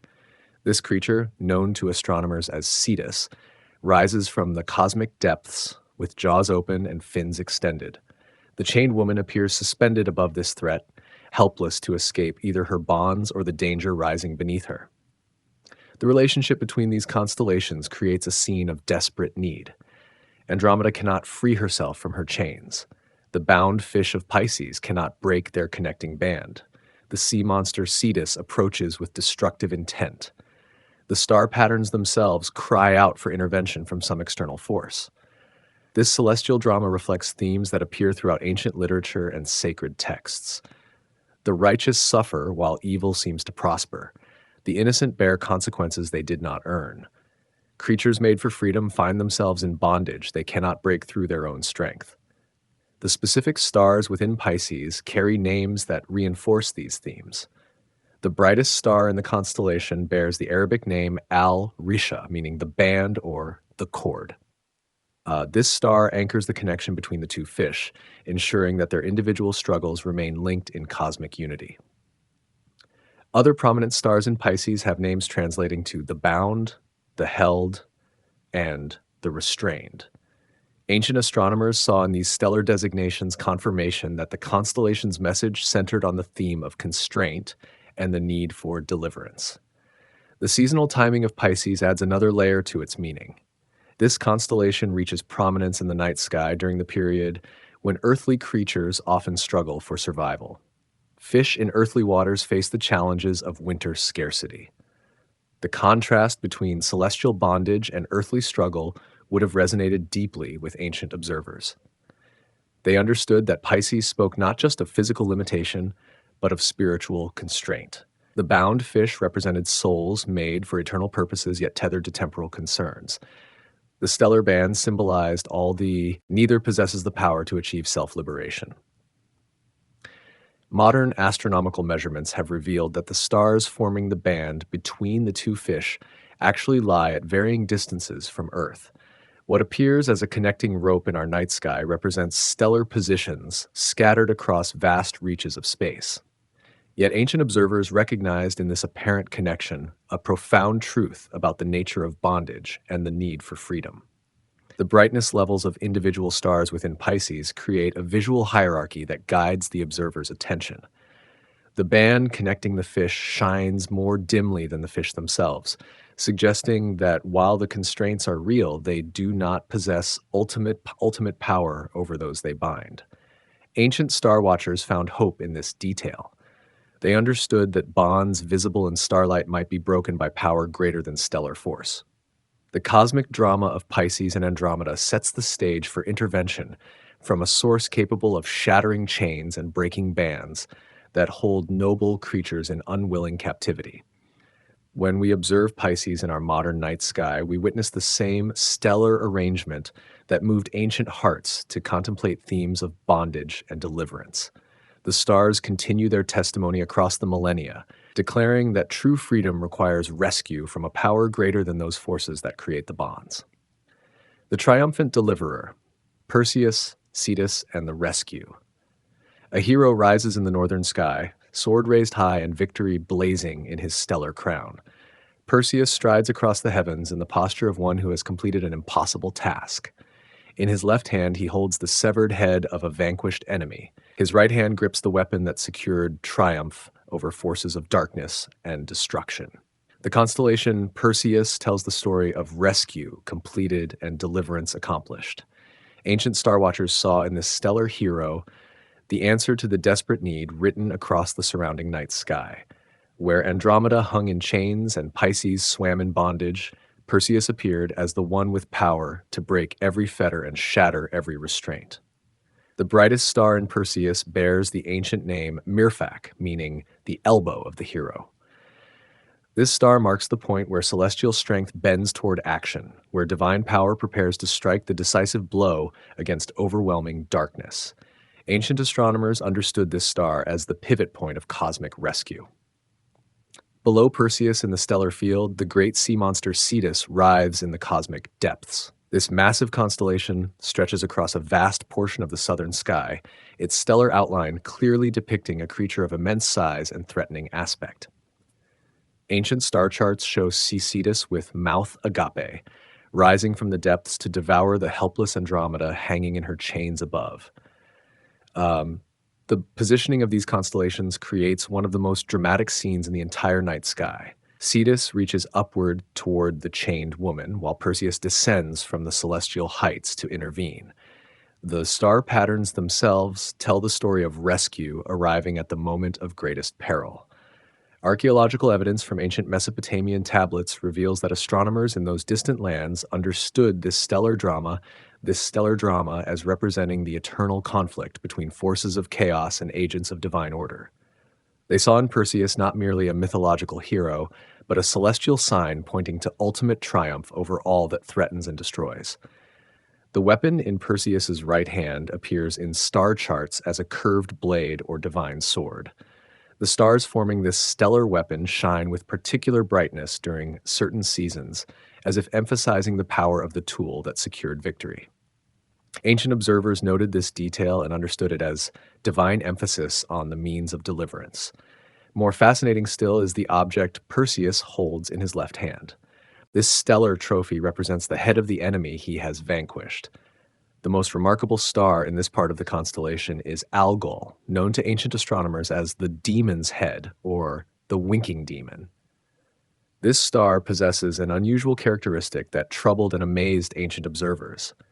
Algol varies in brightness in a regular cycle, appearing to wink or blink as viewed from Earth.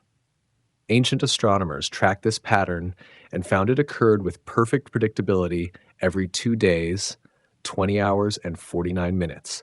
They interpreted this stellar behavior as the death throes of a vanquished enemy, forever held captive in the hero's grasp.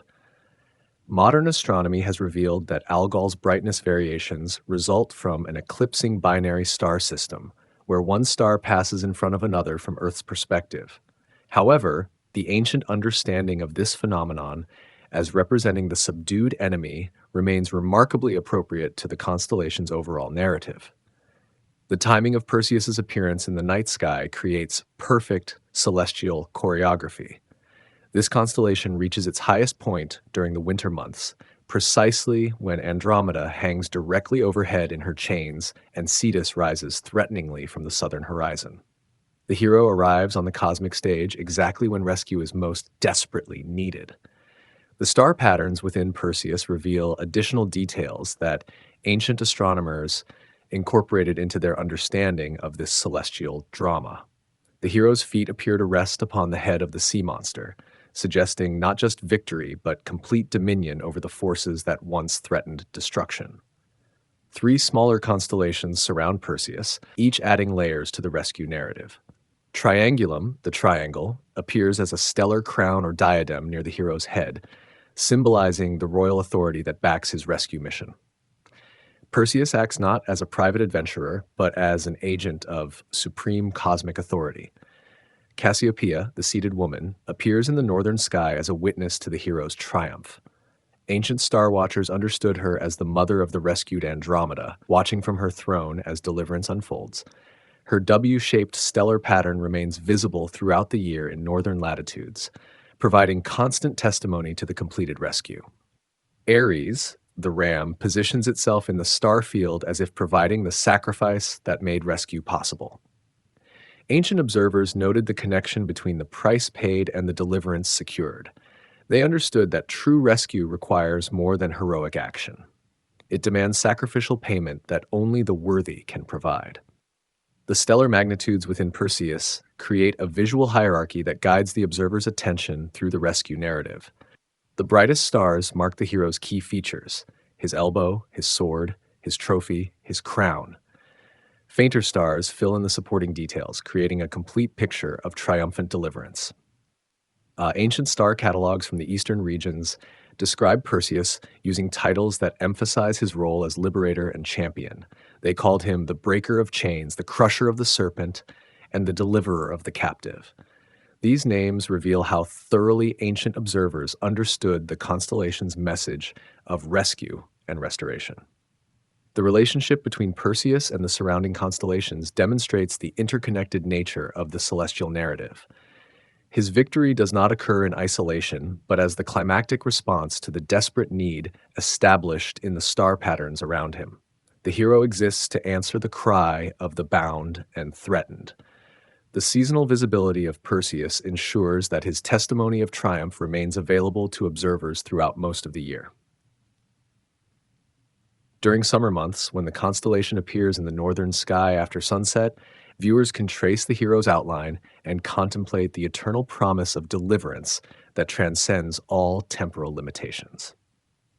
When we observe Perseus in our modern night sky, we witness the same stellar arrangement that filled ancient hearts with hope and wonder. The stars continue their testimony across the ages, proclaiming that no bondage is too strong, no threat too great, no darkness too deep for the power of one who comes with authority to set the captives free. The secure flock, Ares, the ram, and the Lamb of God. Above the cosmic hero Perseus stands a constellation that speaks of leadership, protection, and ultimate authority over the scattered flock of heaven. Ares, the ram, positions itself in the stellar field as one who watches over all that lies beneath his care. This is not the weak lamb of sacrifice, but the mature leader who has gained authority through tested strength and proven faithfulness. The star pattern of Ares may appear simple compared to the dramatic scenes played out in surrounding constellations, but ancient astronomers understood that true leadership often operates with quiet dignity rather than flashy display. The ram's stellar outline shows a creature in the posture of watchful attention, head raised to survey the celestial realm and ensure the safety of all under his protection. The brightest star in Ares bears the Arabic name Hamal, meaning the head of the ram, or the gentle one. This stellar designation reveals the dual nature of true leadership: strength sufficient for protection combined with gentleness toward those who need guidance. Ancient star watchers saw in this bright star the essential quality that distinguishes noble leadership from mere dominance. Near Ares in the star field cluster the Pleiades, 7 sisters of light that ancient observers understood as representing the gathered flock. These stars shine with crystalline clarity, creating one of the most beautiful sights in the entire night sky. Their proximity to Ares reinforces the ram's role as shepherd and protector of the celestial multitude. Archaeological discoveries in the ancient lands reveal that star watchers in those distant regions called the Pleiades the congregation of the judge, or the assembly of the ruler. They understood these 7 stars as representing those who had been gathered under divine protection, secure in their relationship with the cosmic shepherd who watched over them with tireless care. The positioning of the Pleiades in relation to Ares creates a visual testimony to effective leadership. The seven stars appear close enough to the ram for ready protection, yet they maintain their individual distinctiveness within the cluster. Ancient astronomers saw in this arrangement the perfect balance between unity and diversity that characterizes healthy communities under wise guidance. Seasonal observations of Aries reveal fascinating details about the constellation's message. The ram reaches its highest point in the spring sky during the season when earthly shepherds led their flocks to new pastures after the constraints of winter. Ancient observers would have noticed this celestial timing and understood it as confirmation of the constellation's pastoral meaning. The stars within Aries itself tell a story of strength tested and proven reliable. The second brightest star, Sheraton, translates as the sign or the two signs, suggesting that the ram serves as a cosmic marker or waypoint for those who need guidance in their celestial journey.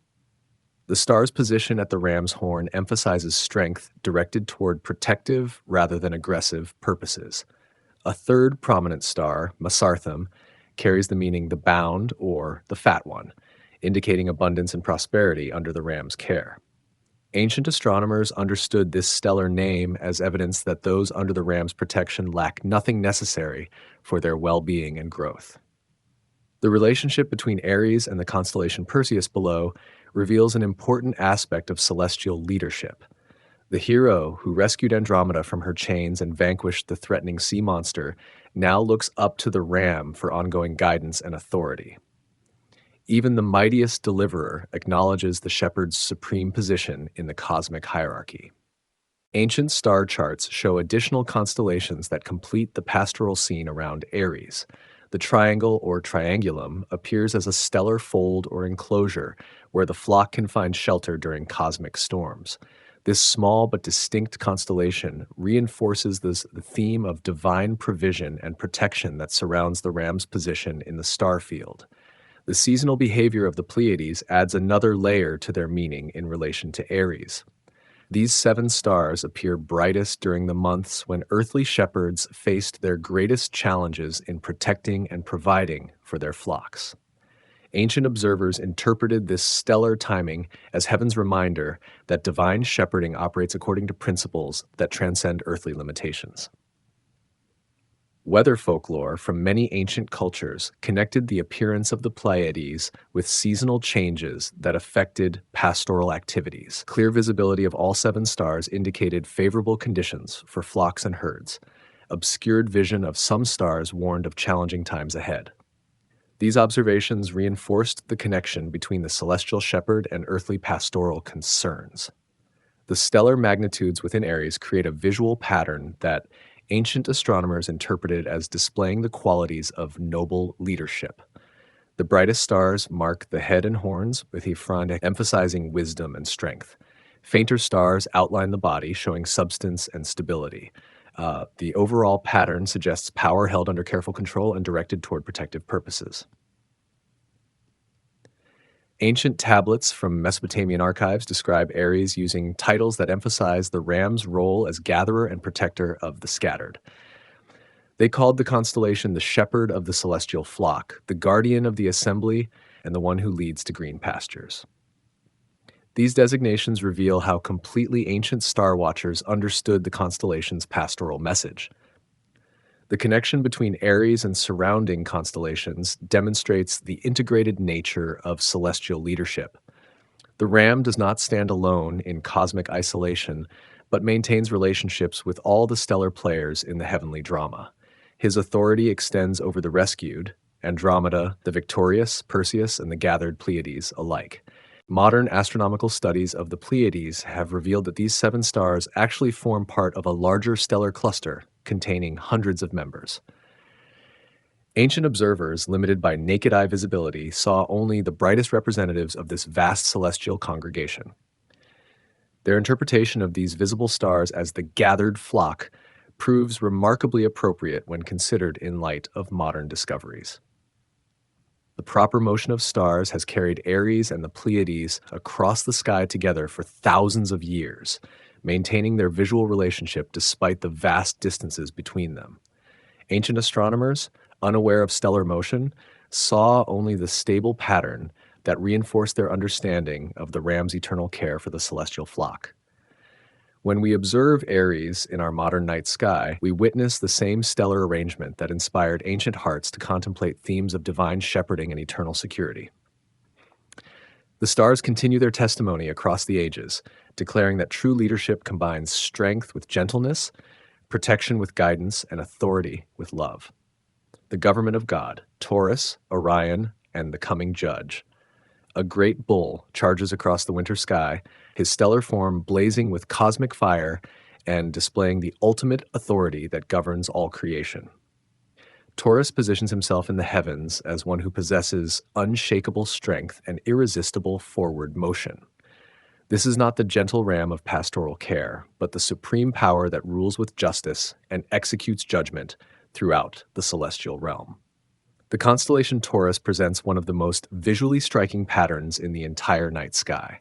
The bull's head and horns shine with particular brilliance, dominated by the fiery red star Aldebaran, whose name means the follower or the leader.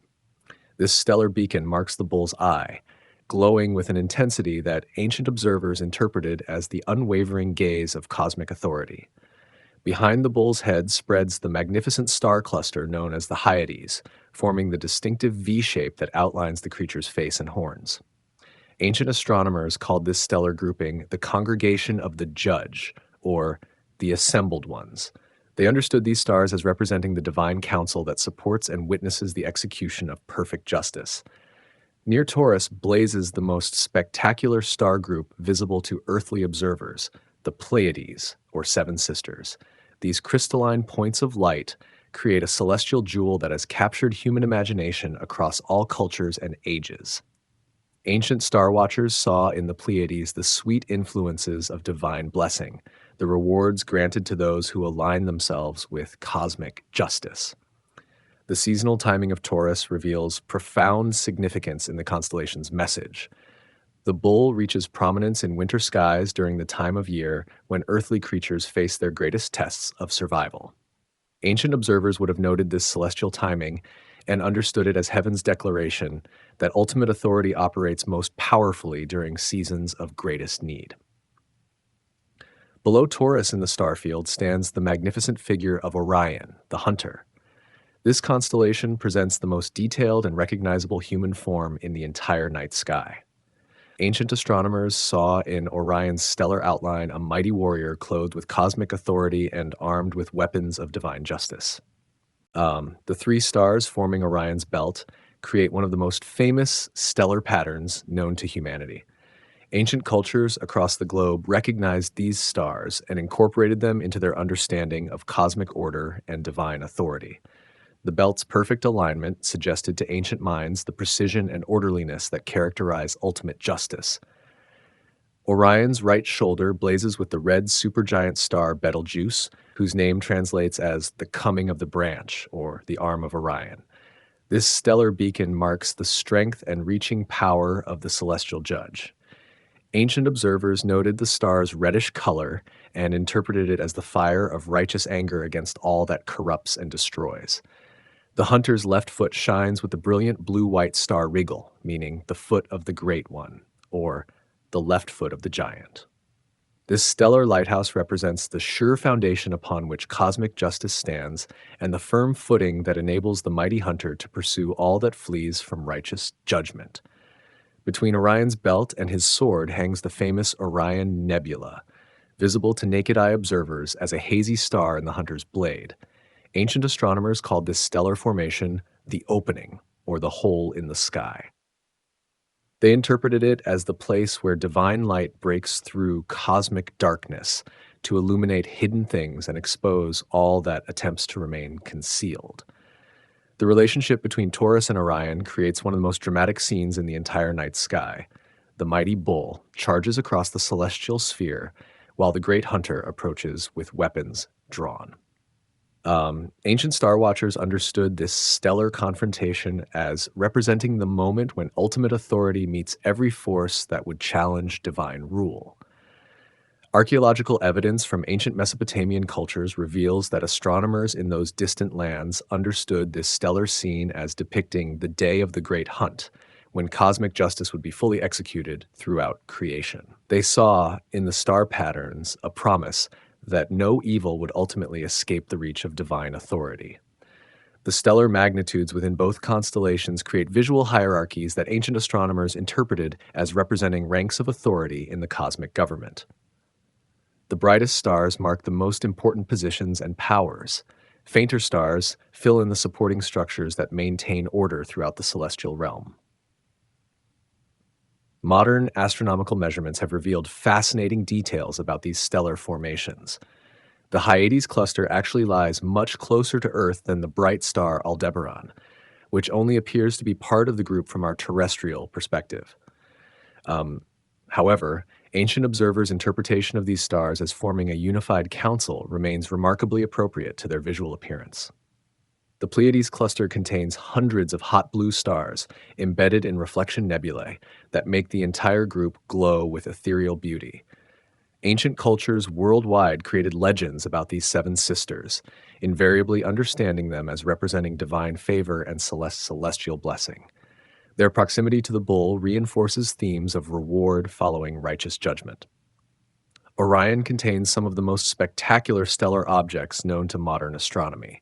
The constellation includes multiple supergiants, hot blue stars, and active star-forming regions. The Hunter's stellar composition suggests cosmic forces of tremendous power operating on scales that dwarf earthly understanding. Ancient star catalogs from various cultures describe Taurus and Orion using titles that emphasize their roles as executors of ultimate justice. They called the bull the Charging One, the Lord of the Herds, and the Ruler of the Seasons. They titled Orion the Mighty Hunter, the Prince of Light, and the Coming Judge of all the Earth. The constellation patterns surrounding Taurus and Orion complete the picture of cosmic government in session. Auriga, the charioteer, appears as the one who drives the celestial forces toward their appointed purposes. Gemini, the twins, represent the perfect unity that characterizes divine rule. Perseus, the hero, demonstrates the rescue operations that flow from righteous authority. The visibility cycles of these constellations ensure that their testimony remains available to earthly observers throughout the winter months, precisely when ancient peoples faced their greatest challenges and most needed reminders of ultimate justice and divine authority, operating beyond the limitations of temporal circumstances.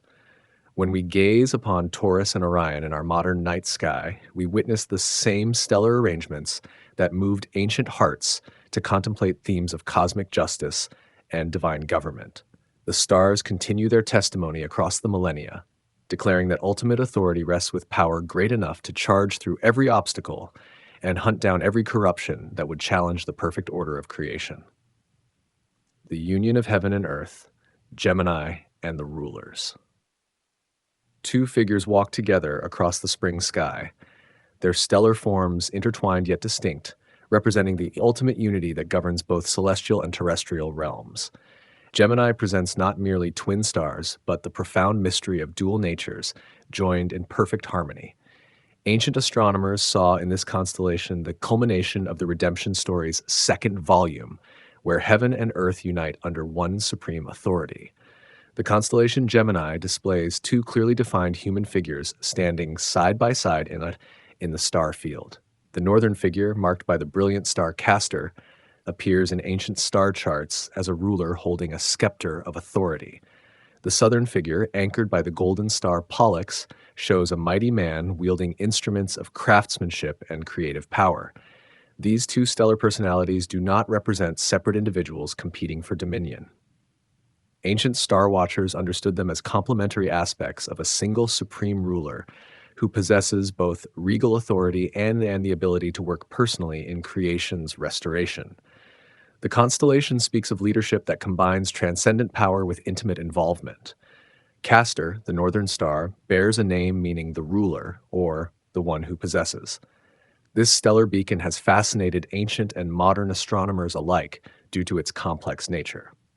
What appears as a single star to naked-eye observers actually consists of multiple stellar components orbiting in intricate patterns.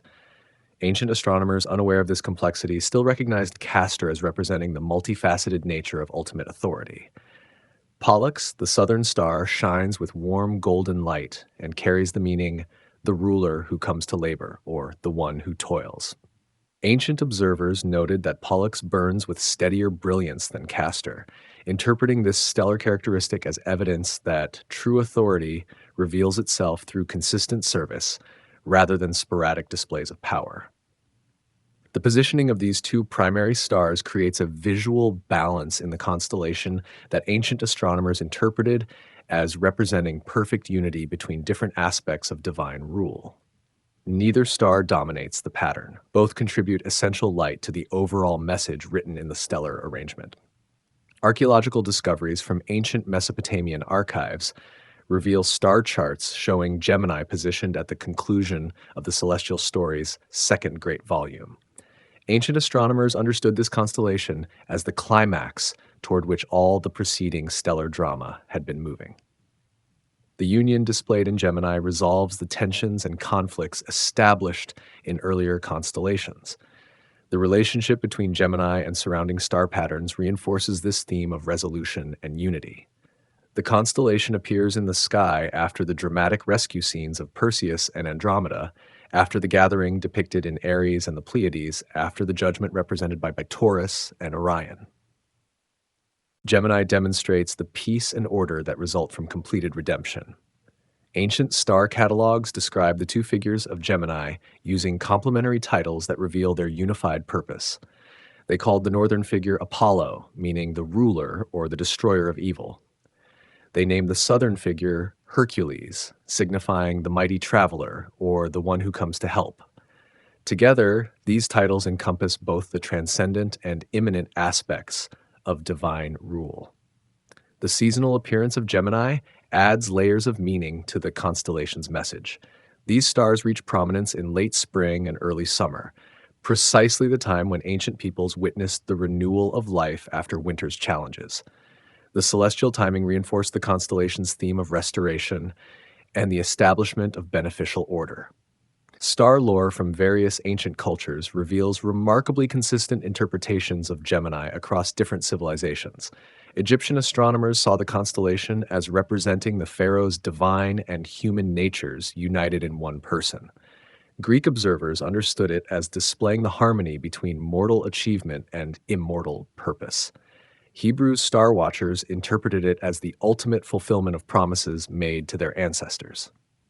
The stars that outline the bodies of the two figures create visual connections that ancient astronomers interpreted as bonds of eternal unity.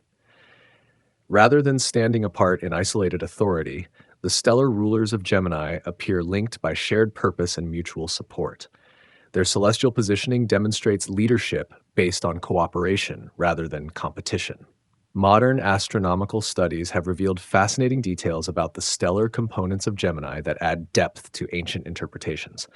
Castor's multiple star system suggests complexity and richness in the nature of cosmic authority. Pollux's steady golden light indicates the stable foundation upon which lasting rule must rest. The constellation's position relative to the celestial equator creates a unique viewing perspective that ancient astronomers incorporated into their understanding of its meaning. Gemini spans both northern and southern portions of the sky, symbolically bridging the gap between different celestial realms and demonstrating authority that transcends regional boundaries. Additional stars within the constellation pattern fill out the details of the two figures, showing them equipped for both royal ceremony and practical labor. Ancient star charts depict one figure holding symbols of authority, while the other grasps tools of construction and restoration. This stellar imagery reinforces the theme of leadership that combines elevated position with hands-on involvement. The Milky Way passes through a portion of Gemini, creating a visual backdrop that ancient observers interpreted as the river of light flowing from the throne of ultimate authority.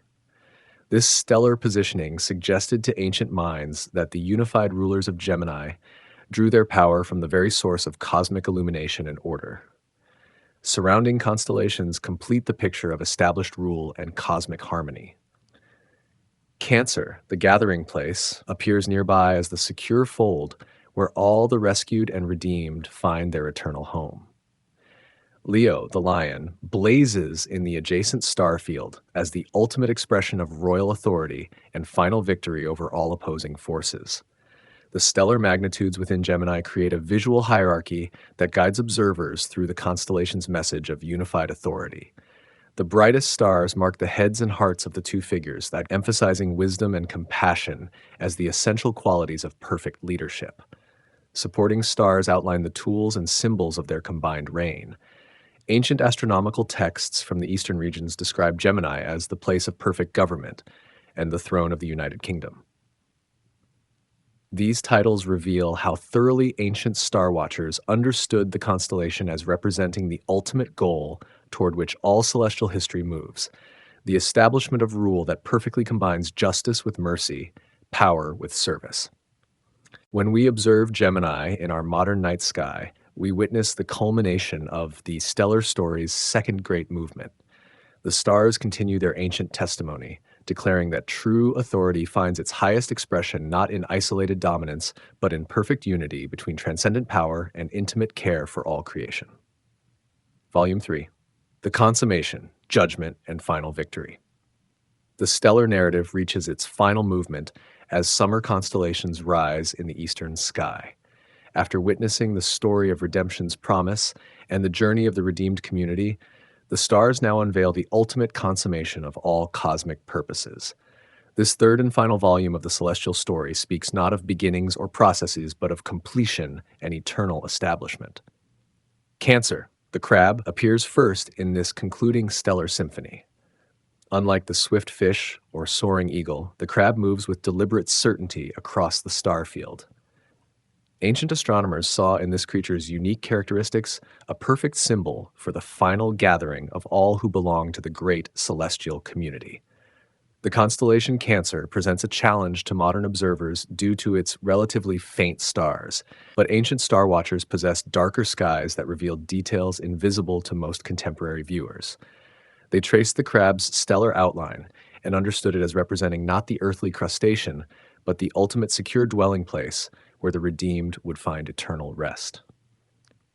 At the heart of Cancer lies one of the most remarkable sights in the entire night sky, the Beehive Cluster, known to ancient astronomers as Prasepe, or the Manger. This stellar grouping appears to naked eye observers as a hazy patch of light, but closer examination reveals it contains hundreds of individual stars clustered together in cosmic harmony. Ancient star watchers called this cluster the multitude, the offspring, and the innumerable seed. They understood these gathered stars as representing the fulfillment of ancient promises that descendants would be as numerous as the stars of heaven. The cluster's position at the heart of the secure dwelling reinforced themes of divine faithfulness and completed blessing. Surrounding the central cluster, ancient astronomers identified two prominent stars that they named the northern and southern asses. These stellar markers appear in star charts as gentle creatures carrying burdens toward the celestial manger. Ancient observers saw in these stars symbols of humble service that brings precious gifts to the place of ultimate gathering. The seasonal timing of Cancer adds profound significance to its message in the stellar narrative. This constellation reaches prominence during the summer solstice, the time of year when daylight achieves its maximum duration in northern latitudes. Ancient peoples would have recognized this celestial timing as heaven's declaration that the gathering takes place in the season of ultimate illumination. The relationship between Cancer and surrounding constellations creates a picture of transition from conflict to consummation. Behind the crab in the stellar procession lie all the scenes of struggle, rescue, and restoration that characterize the earlier volumes of the star story. Ahead stretches Leo, the final constellation, blazing with the promise of ultimate victory and eternal establishment. Below Cancer in the star field writhes Hydra, the great water serpent. This enormous constellation stretches across a vast portion of the southern sky, its stellar coils representing the last and greatest enemy that must be confronted before the cosmic story reaches its conclusion. Ancient astronomers understood Hydra as embodying all the forces of chaos and destruction that have opposed divine purposes throughout celestial history. The positioning of Cancer above the threatening serpent creates a visual testimony to security that transcends even the greatest dangers. The gathered community rests safely in their celestial dwelling while the enemy rides below, unable to reach or disturb their peace. Ancient star watchers saw in this arrangement a promise that no force of darkness possesses power sufficient to penetrate the ultimate refuge. Archaeological evidence from ancient Mesopotamian tablets reveals that astronomers in those distant lands understood the Cancer Hydra relationship as representing the final conflict and the last enemy to be subdued. They interpreted the star patterns as heaven's declaration that even the most persistent opposition to divine rule would ultimately meet defeat. The stellar magnitudes within Cancer create a visual pattern that ancient astronomers interpreted as demonstrating the qualities of perfect security. The cluster at the constellation's heart shines with collective brilliance that exceeds any individual star, suggesting that gathered community possesses strength unavailable to isolated individuals. Ancient star catalogs describe Cancer using titles that emphasize its role as the ultimate destination for all the cosmic journey's participants. They called it the possession, the secure fold, the place of rest, and the eternal dwelling. These names reveal how completely ancient observers understood the constellation as representing the goal toward which all stellar history moves. The connection between Cancer and the preceding constellations demonstrates the integrated nature of the celestial narrative's conclusion. The secure gathering receives those who were rescued by Perseus, led by the ram of Aries, judged worthy by the authority of Taurus and Orion, and united under the perfect rule displayed in Gemini. Modern astronomical studies of the Beehive cluster have revealed that it contains approximately 1,000 stars bound together by mutual gravitational attraction. Ancient observers, limited to seeing only the brightest cluster members, still recognized in this stellar grouping a profound truth about the nature of cosmic community and eternal security. The proper motion of stars has maintained Cancer's basic pattern throughout recorded human history, ensuring that the constellation's testimony remains consistent across generations. Ancient astronomers who first recognized the crab's stellar outline witnessed essentially the same pattern that modern observers see when they turn their eyes toward this portion of the summer sky. Weather patterns in many ancient cultures associated the rising of Cancer with the arrival of secure, stable conditions favorable for gathering and celebration. These earthly observations reinforce the constellation's celestial message of safety, provision, and the joy that comes from completed journeys and fulfilled promises. When we observe Cancer in our modern night sky, we witness the same stellar arrangement that inspired ancient hearts to contemplate themes of ultimate security and eternal gathering. The stars continue their testimony across the ages, declaring that divine faithfulness ensures every promise finds fulfillment and every journey reaches its intended destination in perfect safety and joy. The Lion of Judah, Leo, Hydra, and the final conquest. The King of Beasts dominates the spring sky with a stellar majesty that has captured human imagination across every culture and age. Leo blazes forth in cosmic splendor, his star-formed mane flowing across the heavens and his powerful frame declaring ultimate victory over every force that has dared challenge divine authority. This is not the gentle lamb of sacrifice, nor the patient ram of shepherding care, but the triumphant lion who rules with absolute power and unshakable dominion. The constellation Leo presents one of the clearest and most recognizable animal forms in the entire night sky. Ancient star watchers trace the lion's outline with reverent awe, understanding that they witnessed the celestial symbol of supreme royal authority. The backward question mark of stars forming the lion's head and mane creates an unmistakable stellar signature that has guided navigators and inspired poets throughout human history. At the heart of the lion blazes Regulus, the royal star whose name means the heart of the king, or the little king. This brilliant stellar beacon marks the position of ultimate authority in the cosmic hierarchy. Ancient astronomers called Regulus the Star of the King, and recognized it as one of the four royal stars that marked the seasons and governed the celestial sphere. The lion's mane spreads across a significant portion of the spring sky, outlined by a distinctive sickle-shaped pattern of stars that ancient observers called the sickle of the king, or the crown of authority. This stellar arrangement suggests both the flowing locks of royal dignity and the curved blade that harvests all opposition to divine rule. Behind the lion's powerful shoulders shines Denebola, meaning the tail of the lion, or the judge who comes. This star marks the extremity of the lion's stellar form and represents the far-reaching extent of royal power that touches every corner of creation. Ancient star watchers understood Denebola as the point where royal authority meets and subdues all that would flee from righteous judgment. Below Leo in the southern sky stretches the enormous constellation Hydra, the great water serpent.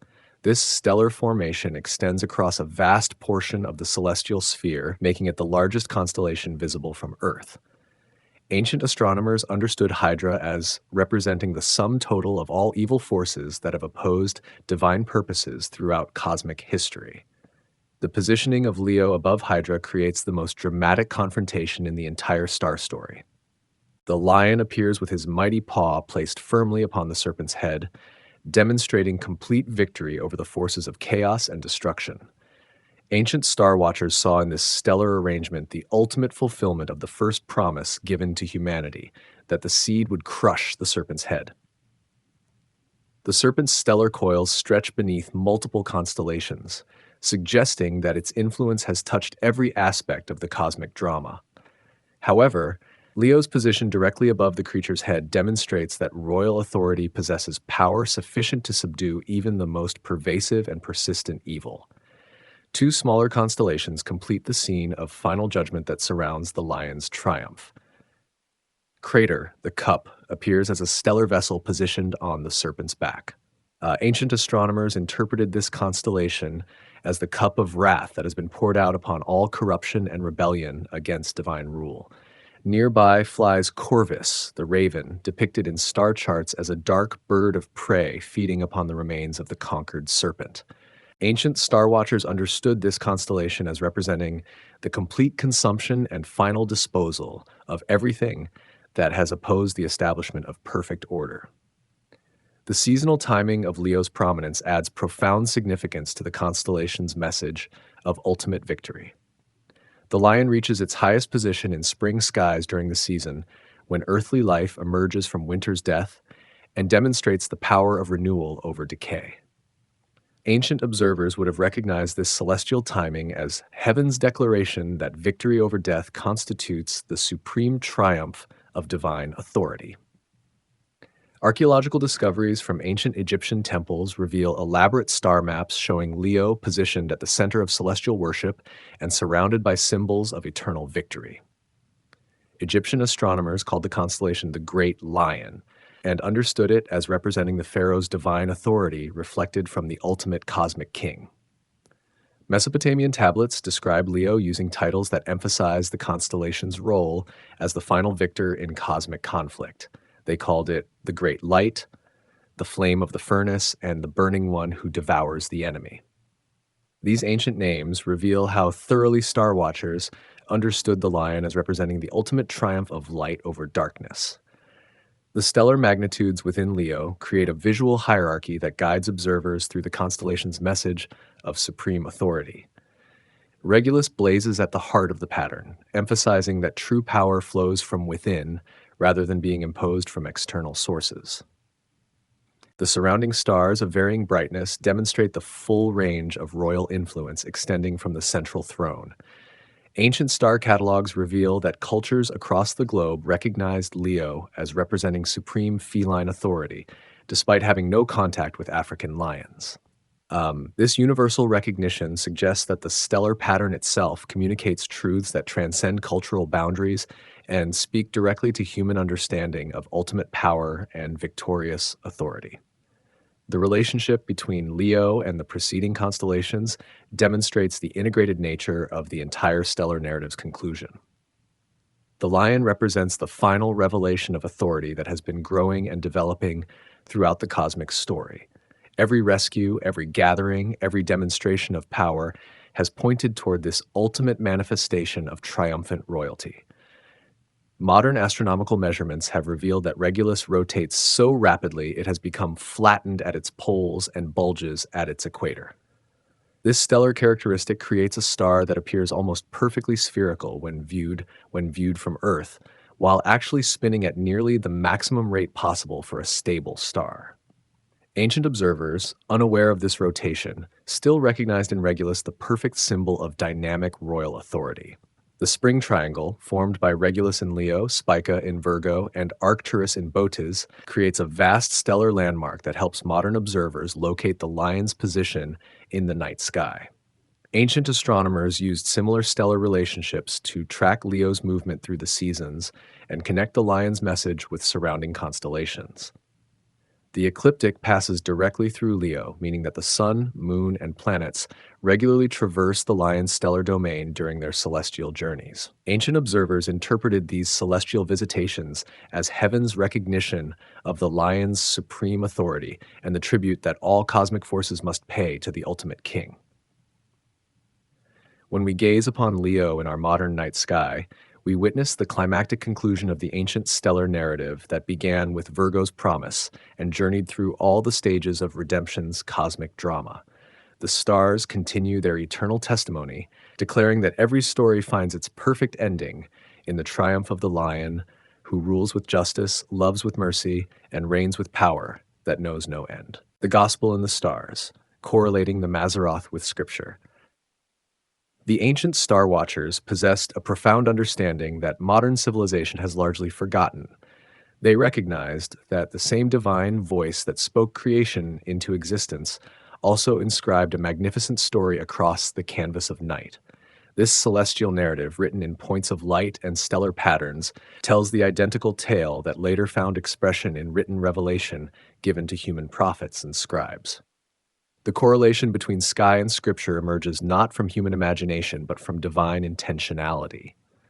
The Creator, who designed the stars in their courses, also inspired the sacred texts that reveal his purposes for creation. Both testimonies spring from the same source and declare the same eternal truths about redemption, restoration, and the ultimate triumph of divine love. Beginning with Virgo, the celestial story announces the coming of a promised seed through the stellar image of a virgin holding a branch.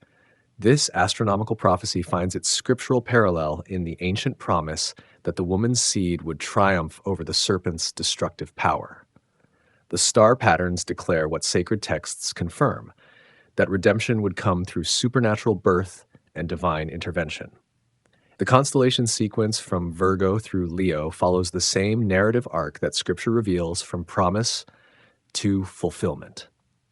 Each stellar chapter corresponds to specific aspects of the redemptive plan that unfolds throughout biblical history. The stars proclaim what written revelation explains, that divine love pursues fallen creation through every necessary stage of rescue and restoration. Libra's scales shine in the night sky as the celestial declaration that perfect justice demands a price for cosmic restoration. The constellation's message of required payment finds clear expression in scriptural teachings about substitutionary sacrifice and the necessity of atonement. Both sky and scripture declare that love and justice unite in the work of redemption. The dramatic scene of Perseus rescuing chained Andromeda from the threatening sea monster mirrors biblical accounts of divine deliverance from forces too great for human resistance. The stellar drama proclaims what sacred texts detail, that rescue comes from outside human capability and arrives precisely at the moment of greatest need. Aquarius pours forth the water of life in stellar symbolism that perfectly parallels scriptural promises of spiritual outpouring and eternal satisfaction for all who thirst. The constellation's message of divine blessing freely given corresponds to biblical invitations for all to come and drink without price from the fountain of life. The binding depicted in Pisces reflects the scriptural understanding of humanity's bondage to forces beyond individual power to break. Both stellar imagery and sacred text acknowledge the reality of spiritual constraint and the need for external liberation from chains that hold souls captive. Ancient astronomers understood that the three great volumes of the star story corresponded to the three primary aspects of biblical revelation. The first volume, showing the Redeemer, parallels Old Testament prophecies and promises. The second volume, depicting the redeemed, corresponds to New Testament accounts of rescue and community formation. The third volume, revealing consummation, aligns with biblical visions of ultimate victory and eternal establishment. The timing of constellation visibility throughout the year creates a celestial calendar that corresponds remarkably to the seasonal festivals established in biblical tradition. The spring appearance of redemption constellations aligns with Passover themes of deliverance. Summer stars showing gathering and security parallel harvest festivals.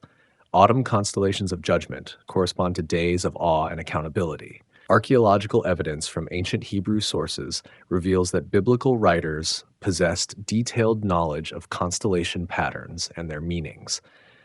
Job's references to stellar groups demonstrate familiarity with the same astronomical knowledge that appears in other ancient Near Eastern cultures. The sacred texts do not reject stellar symbolism, but embrace it as another testimony to divine revelation. The Hebrew word Mazzaroth appears in Job's discourse and clearly refers to the zodiacal constellations that tell the redemption story.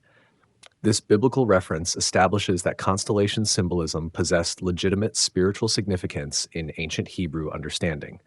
The stars served as divine communication rather than human invention. Psalm texts speak of the heavens declaring divine glory and the firmament showing divine handiwork.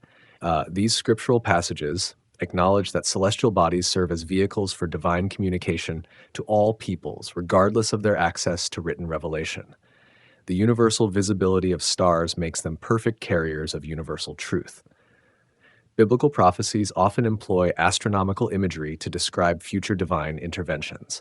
References to darkened sun, falling stars, and shaken heavens use celestial symbolism to communicate spiritual realities. The same divine voice that speaks through written words also communicates through stellar arrangements and cosmic phenomena. The Book of Revelation contains extensive astronomical symbolism that parallels ancient constellation meanings. The woman clothed with the sun corresponds to Virgo. The great red dragon matches Draco. The Lion of Judah aligns with Leo. These biblical images confirm rather than contradict the spiritual significance of stellar patterns. Ancient Hebrew festivals were timed according to lunar and stellar cycles, demonstrating integration between celestial observation and spiritual practice. The biblical calendar depended upon astronomical phenomena, revealing that divine revelation embraces rather than rejects the testimony of the stars. The correlation between constellation mythology and biblical narrative extends beyond superficial similarities to structural parallels that suggest common origin. Both traditions speak of virgin birth, sacrificial redemption, cosmic conflict, divine deliverance, royal authority, and final victory. These shared themes point to universal divine communication rather than cultural borrowing. Modern scholarship has revealed that constellation patterns recognized by ancient civilizations worldwide show remarkable consistency despite geographical separation. This universal recognition of stellar stories suggests that the star patterns themselves communicate truths that transcend cultural boundaries and speak directly to human spiritual understanding. The biblical emphasis on divine faithfulness finds perfect expression in the unchanging nature of stellar patterns. Generations pass, but the constellations maintain their positions and continue their testimony. The stars serve as permanent witnesses to divine promises that endure beyond human lifetime and cultural change. When Scripture speaks of signs in the heavens, it acknowledges that celestial phenomena serve as divine communication to earthly observers. The stars function not as controllers of human destiny, but as witnesses to divine character and purposes that shape cosmic history according to eternal principles of love and justice. The integration of astronomical and scriptural testimony creates a unified witness that strengthens rather than undermines biblical authority. Both forms of divine communication spring from the same creative voice and declare the same eternal truths about the nature of ultimate reality and the destiny of creation. His story in the stars, a conclusion and a call to worship. The stellar journey that began with a virgin's promise concludes with a lion's triumph, having traced the complete arc of divine love's pursuit of fallen creation. From east to west, across the vault of heaven, the constellations tell one unified story. the tale of redemption planned before time began and executed throughout history with perfect wisdom and unfailing faithfulness.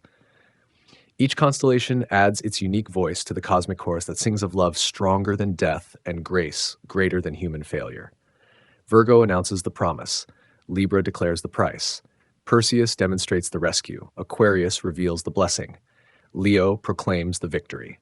Together, they weave a tapestry of light that displays the character of the one who spoke them into existence. The ancient star watchers possessed wisdom that modern civilization desperately needs to rediscover. They understood that creation itself serves as the first and most universal form of divine revelation. Before any human language developed writing systems, before any culture produced sacred literature, the stars already declared the glory of their creator to every nation under heaven. This celestial testimony transcends all barriers that divide human communities. Rich and poor alike can observe the same night sky. Educated and simple minds behold identical stellar patterns. Every culture, regardless of its earthly location, witnesses the same cosmic story written in points of light. The stars make divine truth available to all humanity without regard to social status, economic condition, or educational attainment. The universality of stellar revelation explains why constellation stories appear with remarkable consistency across cultures that had no contact with each other. From ancient Mesopotamian tablets to Native American traditions, from Egyptian temple walls to Chinese astronomical records, the same basic narrative emerges from independent observations of identical star patterns. This widespread recognition of celestial meaning points to truth that originates beyond human imagination. The stars themselves communicate eternal realities that speak directly to the human heart, regardless of cultural conditioning or religious background. The night sky serves as heaven's first missionary, carrying the message of divine love to every corner of creation. Yet the stars do not operate as magical influences that control earthly events or determine human destiny. Ancient wisdom distinguished clearly between reading the stars as divine testimony and attempting to manipulate stellar forces for personal gain. The constellations serve as witnesses to divine character, not as tools for fortune-telling or fate manipulation. The corruption of stellar symbolism into astrological superstition represents humanity's tendency to worship creation rather than the creator. When people seek guidance from star positions instead of divine revelation, they turn away from the true message written in cosmic light. Astrology perverts the stars' legitimate testimony into false promises of human control over cosmic forces. The biblical condemnation of astrological practices does not reject the stars themselves, but opposes their misuse for purposes never intended by their creator. Sacred texts that forbid consulting astrologers simultaneously celebrate the stars as declarations of divine glory and witnesses to eternal purposes. The difference lies in whether we worship the message bearers or the one who sent the message. Recovering authentic stellar symbolism requires distinguishing between constellation patterns as divine communication and astrological systems as human manipulation. The Mazzaroth tells God's story written in starlight. Astrology attempts to make the stars tell human stories focused on earthly concerns. One points upward toward divine glory. The other turns inward toward human ambition. The seasonal progression of constellations creates a natural liturgical calendar that calls earthly observers to remember eternal truths throughout the changing year. Spring stars announce resurrection and new life. Summer constellations celebrate gathering and security. Autumn patterns emphasize judgment and justice. Winter groups proclaim victory and ultimate triumph. This celestial rhythm invites human hearts to align earthly experience with cosmic purpose. The stars provide perspective that transcends temporal concerns and connects daily life with eternal meaning. Night after night, season after season, year after year, the constellations continue their faithful witness to divine love and ultimate purpose. The technological illumination of modern civilization has robbed most people of clear starlight and the wisdom it offers. Light pollution obscures the very revelation that ancient peoples considered essential to spiritual understanding. Urban dwellers may live entire lifetimes without clearly seeing the Milky Way or recognizing major constellation patterns. This loss of connection with natural celestial revelation impoverishes human spiritual experience and in ways that sophisticated theology cannot fully replace. The stars offer a form of divine encounter that speaks directly to the heart without requiring intellectual analysis or systematic study. Their testimony operates through beauty and wonder rather than argument and explanation. Yet the stellar witness remains available to all who will venture beyond artificial lighting and lift their eyes toward the cosmic display overhead.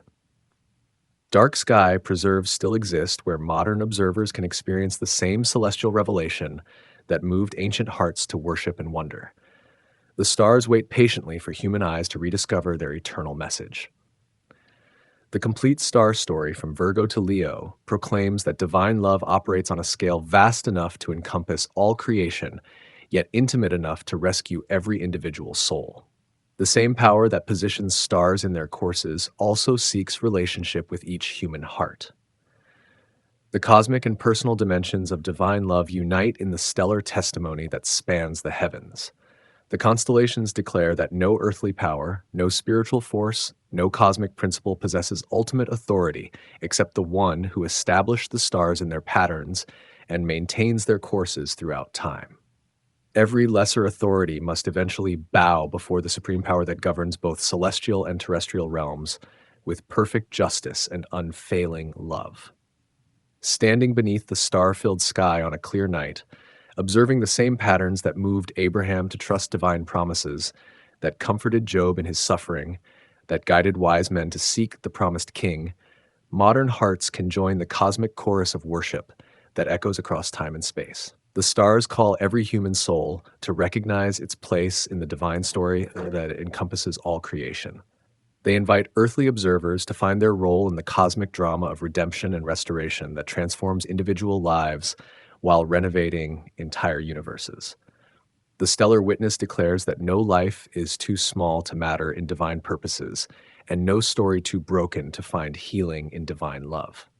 When we truly understand the message written in starlight, when we recognize our place in the cosmic narrative that spans from promise to fulfillment, the only appropriate response is worship. The stars themselves bow in eternal adoration before the one who spoke them into existence. How much more should human hearts overflow with praise toward the Creator, who inscribed the story of salvation across the vault of heaven for all eyes to see and all hearts to understand?